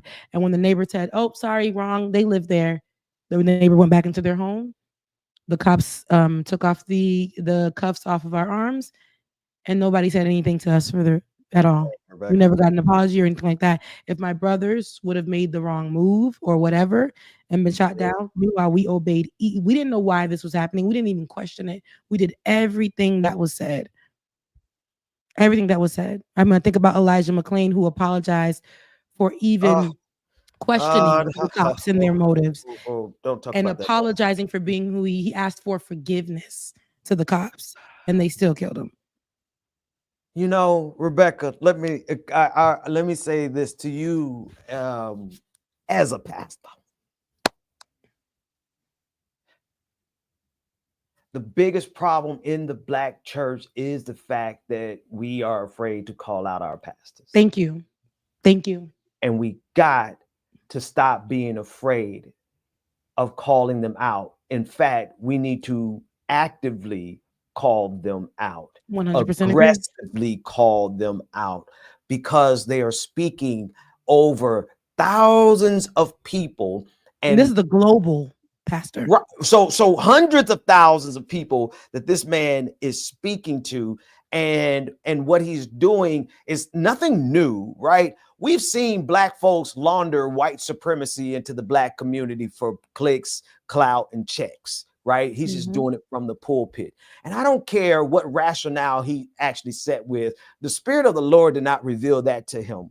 The spirit of Candace Owens revealed that to him. The spirit of conservatism, Clarence Thomas revealed that to him. Because at the end of the day, when you look at case after case after case after case that Black people stood up for, it was a clear example of white cops not caring, not even giving Black people the chance to breathe. Tamir Rice killed within, I think it was less than 3 to 4 seconds of the cop pulling up on the scene. The cop patrol car did not even stop moving good. This cop jumped out and shot that 12-year-old boy. That pastor needs to be called out, not just because of the nature of the politics, but because there is no requirement. There is nothing that God is going to punish a single person over for correctly calling out their pastor. If your pastor is abusing somebody in your church, you better stand up and call them out immediately. I ain't talking to you. I'm talking to everybody at this point. No, you're right. Your pastor is speaking these lies from the pulpit. You need to call them out immediately, or you need to find you another church. And this fascism that happens in the Black church, where you can't say nothing against the Black pastor, the devil is a liar. Y'all better get out of there, because all you're doing is replicating white supremacist fascism inside of the black power structure that is the black church. Why do you think the black church can't even be really helpful right now? In this precise moment when we need the black church in lockstep and in alignment, it's because you got pastors who try to kick people out because they criticize them. Absolutely. The abuse of power is what I said. And I'm also going to touch on this because the reason why I mentioned it is because I feel obligated to stay silent. Because no, and this is not I feel, because you know me, I'm not going to, but I felt that's in the feeling that I immediately got was to stay silent, because I am going to offend the church people. When this comment was made, when people were even coming out politely and saying, "Hey, pastor, that's not it," people were going under there saying that you can't speak against this pastor, he is holy, and he didn't mention anything for a week, and that comment caused division online. And I think what people don't understand is that we're trained in some way, especially if you grew up in the black church, to have this trauma response to religious hierarchy. Where if this person is that this position or this position or this position, we are told you better not speak against this person. And they take that Bible verse to, touch not my anointing, speak against me. They'll take that and utilize that and weaponize it. So you feel like if you talk about them, you may die tomorrow. You may. What if your prophet is a pedophile? What if your pastor is messing with children? What if your pastor is assaulting women? And people will literally say we can't speak, but God still called them God. But it's like, so you can't speak about what they're doing. You can't call it out. You can't do any of that. They're abusing their position. They're abusing their position. No matter if God calls them, they're abusing their position. And I think spreading that kind of dangerous theology or behaviors or whatever it may be. And I've heard it from multiple pastors. I just named one to you, Jamal Bryan, what he did.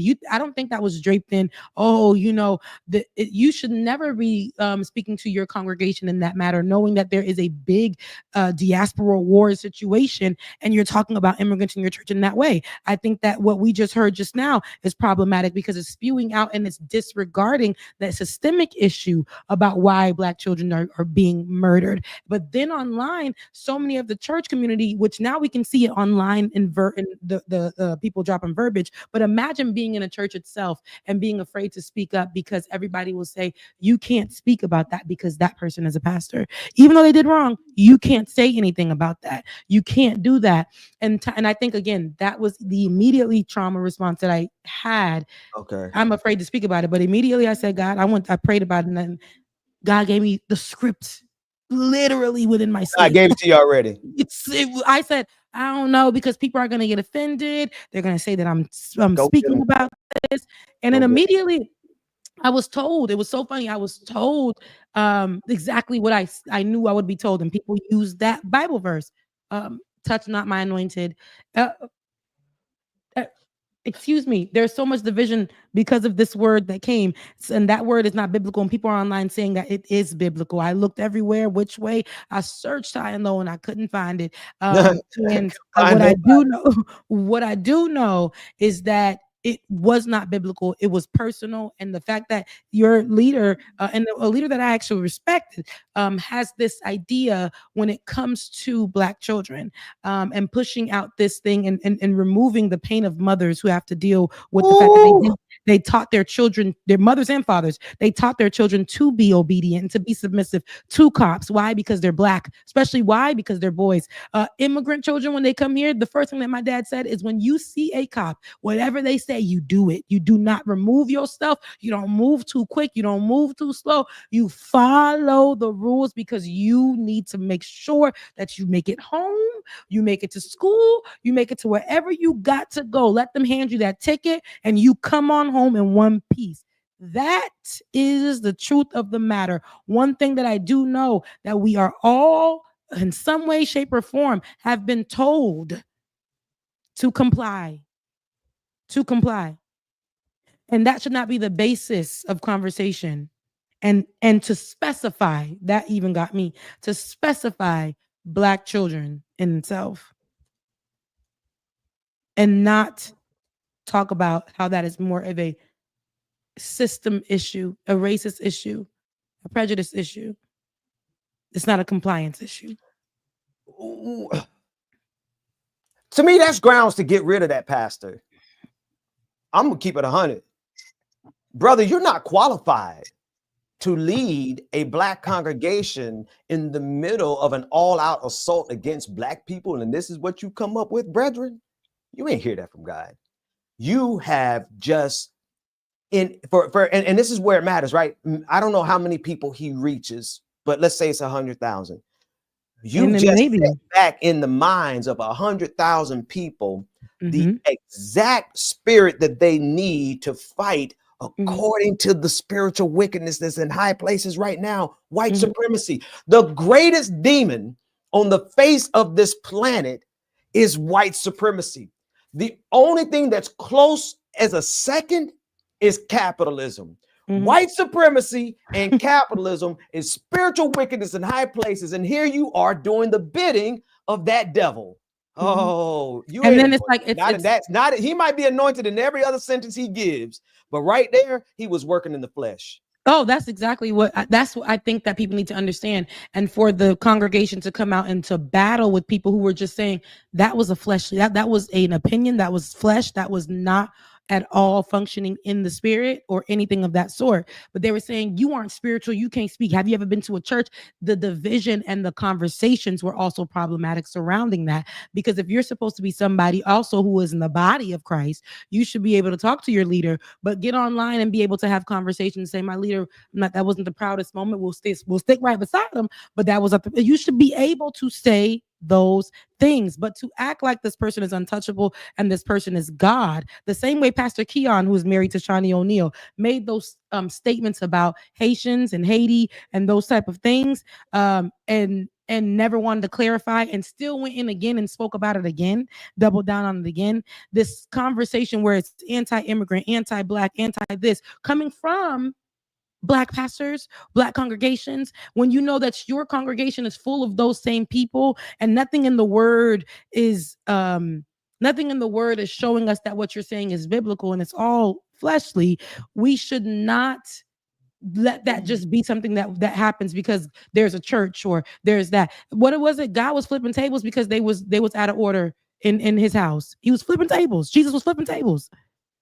Accountability should be something that happens within the church, not being passive, not saying that this person is anointed and called, so we should not speak to them or against them or whatever. And it's not even speaking against them, calling out your pastor, calling out your leader, the same ways we should be able to do so to our local leaders or to whoever we're following or wherever. And especially when it comes to your spiritual life, and they're teaching you white supremacist conversations globally, people that are not even in this nation who will believe that thought and have that understanding about Black children, that they do not comply because it was very specific. So I want to play something for you real quick, because while you were talking, I don't know. Could you hear me clicking when I'm talking? No, but I see you got the chat GPT up. I want to play this because what I did was I just broke it down real quick in chat GPT, like what's the historical aspect, blah, blah, blah, blah. But then I said, let's flip it on its head. What do you do when the anointed are doing harm to the least of these? What do you do when the anointed that you're not supposed to lay hands on is doing harm to the least of these? And this is what it said, real quick, audience. Absolutely. Here's a succinct yet Can you hear it thorough okay? version you can use for a live audience, whether in a sermon, panel, or public teaching. It's structured for clarity, flow, and rhetorical power. Live teaching, touch not my anointed, when the anointed do harm. We often hear the phrase, touch not my anointed, and do my prophets no harm. It's quoted to defend pastors, leaders, and spiritual figures from criticism. But let's look closer. This verse, Psalm 1:5, isn't about protecting leaders from accountability. It's about God protecting his people, the patriarchs and the nation of Israel, during times of vulnerability. It's part of a historical psalm, not a legal shield. Now here's the real question. What happens when the anointed person is the one doing harm, especially to the least of these? Because Jesus flips the lens in Matthew 25. Whatever you did to the least of these, you did to me. So if an anointed person harms the hungry, the abused, the silenced, or the vulnerable, they are not operating in divine authority. That's right. They are acting against God's heart. Scripture doesn't protect anointed leaders from accountability. It holds them to a higher standard. Saul was anointed. God removed him. David was anointed, yet rebuked by a prophet. Priests were anointed, yet condemned in Malachi for exploiting the people. Being anointed isn't a pass. It's a calling to embody justice, mercy, and humility. So let's be clear. Touch not my anointed was never meant to silence truth. It was meant to declare that God stands with the vulnerable, not the powerful who harm them. Mm-hmm. In God's kingdom, the least of these are never least to him. Cool. Yeah. Sometimes AI be like ready to preach though. But but for real, the clearest thing in this, Rebecca, is that you might be anointed, but once you harm the least of these, you have neutralized your anointing. You are no longer anointed. Once you are moving out of that anointing to harm somebody, you need to be touched. Mm-hmm. And I think that's what again, there's a trauma that we've grown up with, or that's specifically in the Black church, and not specifically to the Black American church, but to the Black church. I think in the church, even within the evangelical church, you cannot speak against the leader, even when they're doing wrong, even if it's a financial wrongdoing, even if it's a physical wrongdoing, sexual abuse wrongdoing, whatever. It's always to cover. But I think sometimes we use that and we say, touch not my anointed. Are the people who are functioning in the church individually, are they not anointed? Why are we putting it at this hierarchy value only for the pastor itself? It's always that. And I think that the trauma, again, of speaking against spiritual hierarchy is what instantly came to my heart and my mind. And that's, do not speak on that. Don't ever. Oh yeah, undo, unlearn. And again, I've watched him, and I love his preaches. And do I think sometimes it's a little gritty and a little angry all the time? Yes, but sometimes I felt like we need that in this moment because it's too much happy-go-lucky, unbiblical stuff out there as well. And we got to be real about what's happening and what's to come. And he does a good job about that. However, in this moment, like he said, he was operating within the flesh immediately. Whatever's on your mind, whatever's on your heart, was that coming through your mouth? And was that being something that was taught to the people? And the specifics of it being Black children, Black boys at that? Absolutely not. And then to allow it to cause division for a week and not say anything, but then he did. Not that was the beneficial portion of the people who stood on it and said there needs to be. We need to know where your mind was, what was coming from that. He did come out with an apology, and it was not like a PR apology. It was like, oh boy, I ain't even know what to say. That was wrong historically, and he went in, and the accountability factor. Now, whether I receive it or not. But for your church who is following you, you have to be a leader who is not above reproach, who can reclaim the title of a leader to show that you can hold yourself accountable and learn and unlearn and teach properly. You got to be able to do that. Let me leave you with one thing on this, Rebecca. I was talking to a friend last night.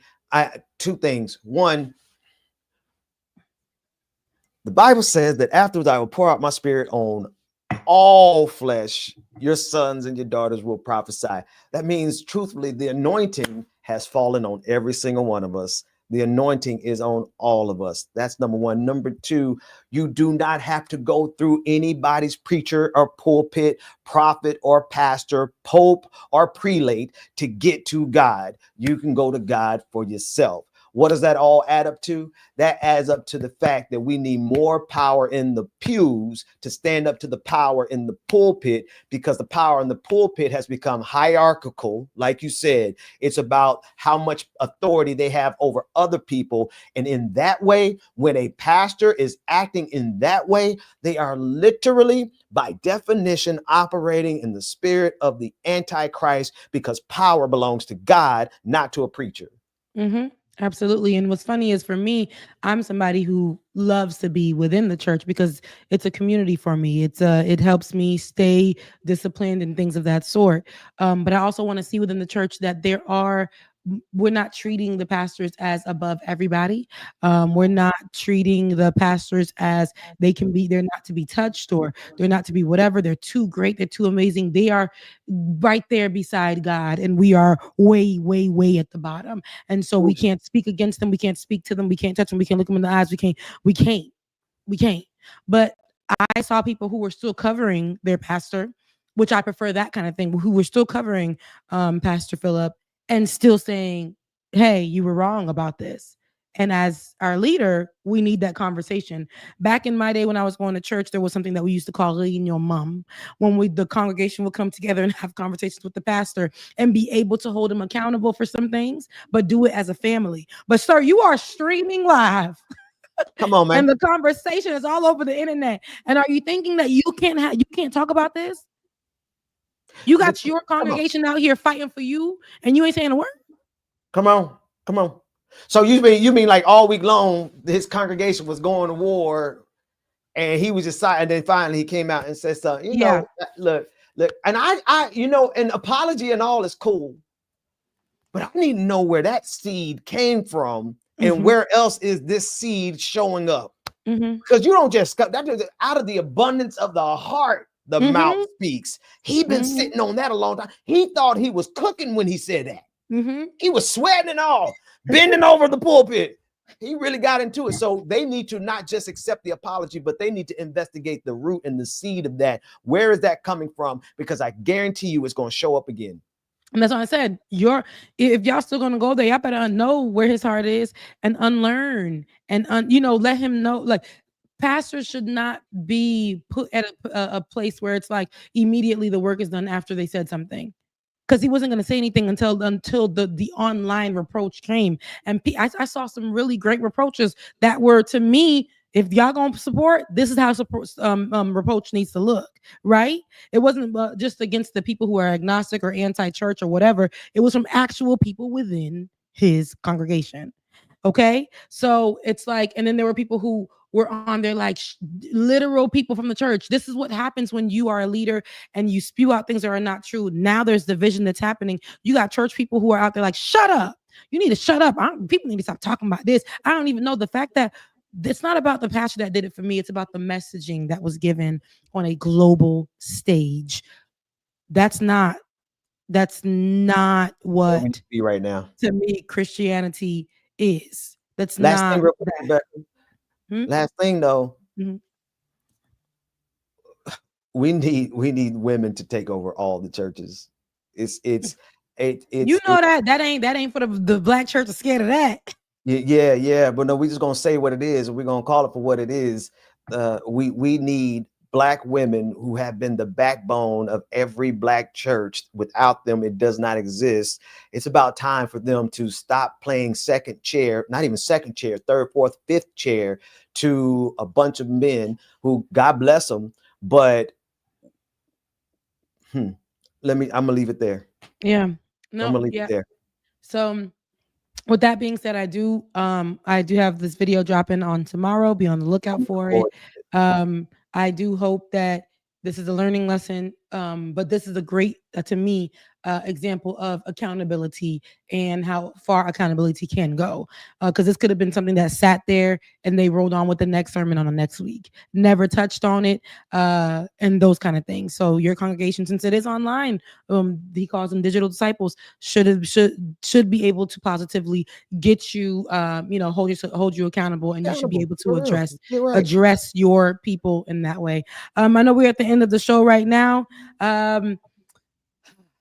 Ben, it's dollar sign Becca's voice, please do, because your girl, I done put it on, and y'all ain't doing what that comment there. Put it in the comment section again so I can put it on the screen. But I appreciate the people who did give the super chats. But once again, your girl has been let go like my camera, and I really, really, really would love if you guys support, because we got bills coming up, we got things coming up. But we still gonna do the work. We got videos coming up still. And Ben put the cash up, where the cash up, but also we're gonna read the few, because I think we got about three, four. Here we go. We're gonna read them all. Omega Star, thank you. You always brighten up my day, Rebecca. Great to see you. Triz Ramos. I'm reading it like you can't see it, but you can still see even though your camera's $2.99. Thank you for the super sticker. Parker, you want to read that one? Shout out to everyone listening at work right now. And yes, shout out to everybody listening at work right now. Eat the rich. Omega said, eat the rich. Capitalism sucks. And it is for Satan himself. I like it. I like it a lot. Thank you so much, Not Low Sue, for your super chat. Look at me waiting for more. And that's it. Wait a minute. Hey, listen, thank y'all for all 5 of our super chats. We are excited and ecstatic about our 5 super chats. Now y'all go on over to Cash App and drop Sister Rebecca Azor some Cash App love. We just need, I'm gonna be honest with you, Rebecca, only gonna need just a little bit longer to hang on in there. I gotta share something with you. I've been sharing it with people one at a time. I'm gonna share it with you when we get a chance. I gotta go run and do something, but later on I want to drop something on you. All right. So you just come on, you just hang in there. I'm hanging in. And y'all help her hang in there by 10 people in the audience sending her $10 to $20 each, and that will get just enough for this week. And we're gonna do it again. But that light bill gonna stay on. We're gonna be right here again on this Saturday. Okay. But no, I appreciate y'all. And no problem, Joe, be chill. You know, today's a Wednesday. We'll see you on Saturday morning. And Ben, I know you got to roll. I don't want to hold y'all. All hearts and minds are clear on today's episode. Ben, it's clear. It's clear. My heart, mind's clear. I love you guys, mean it, and I'll see you guys this weekend, Saturday. Bye. The work that we're doing here is not going to stop when it comes to these type of discussions. It's going to be for us and by us here on this platform when the media is telling us to look the other way. Your support is what helps us move forward. Join patreon.com/like it or not. Help us grow. Like it or not, y'all.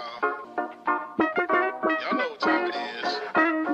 It's time for like it or not. We're about to Azor. Let's start this damn show. Yes, it's time for like it or not. We're about to Azor. Let's start this damn show. Like it or not. Rebecca Azor is in the house. You know she got a funny story to tell. Talking politics, culture, or real life ish. I live in life in the ATL.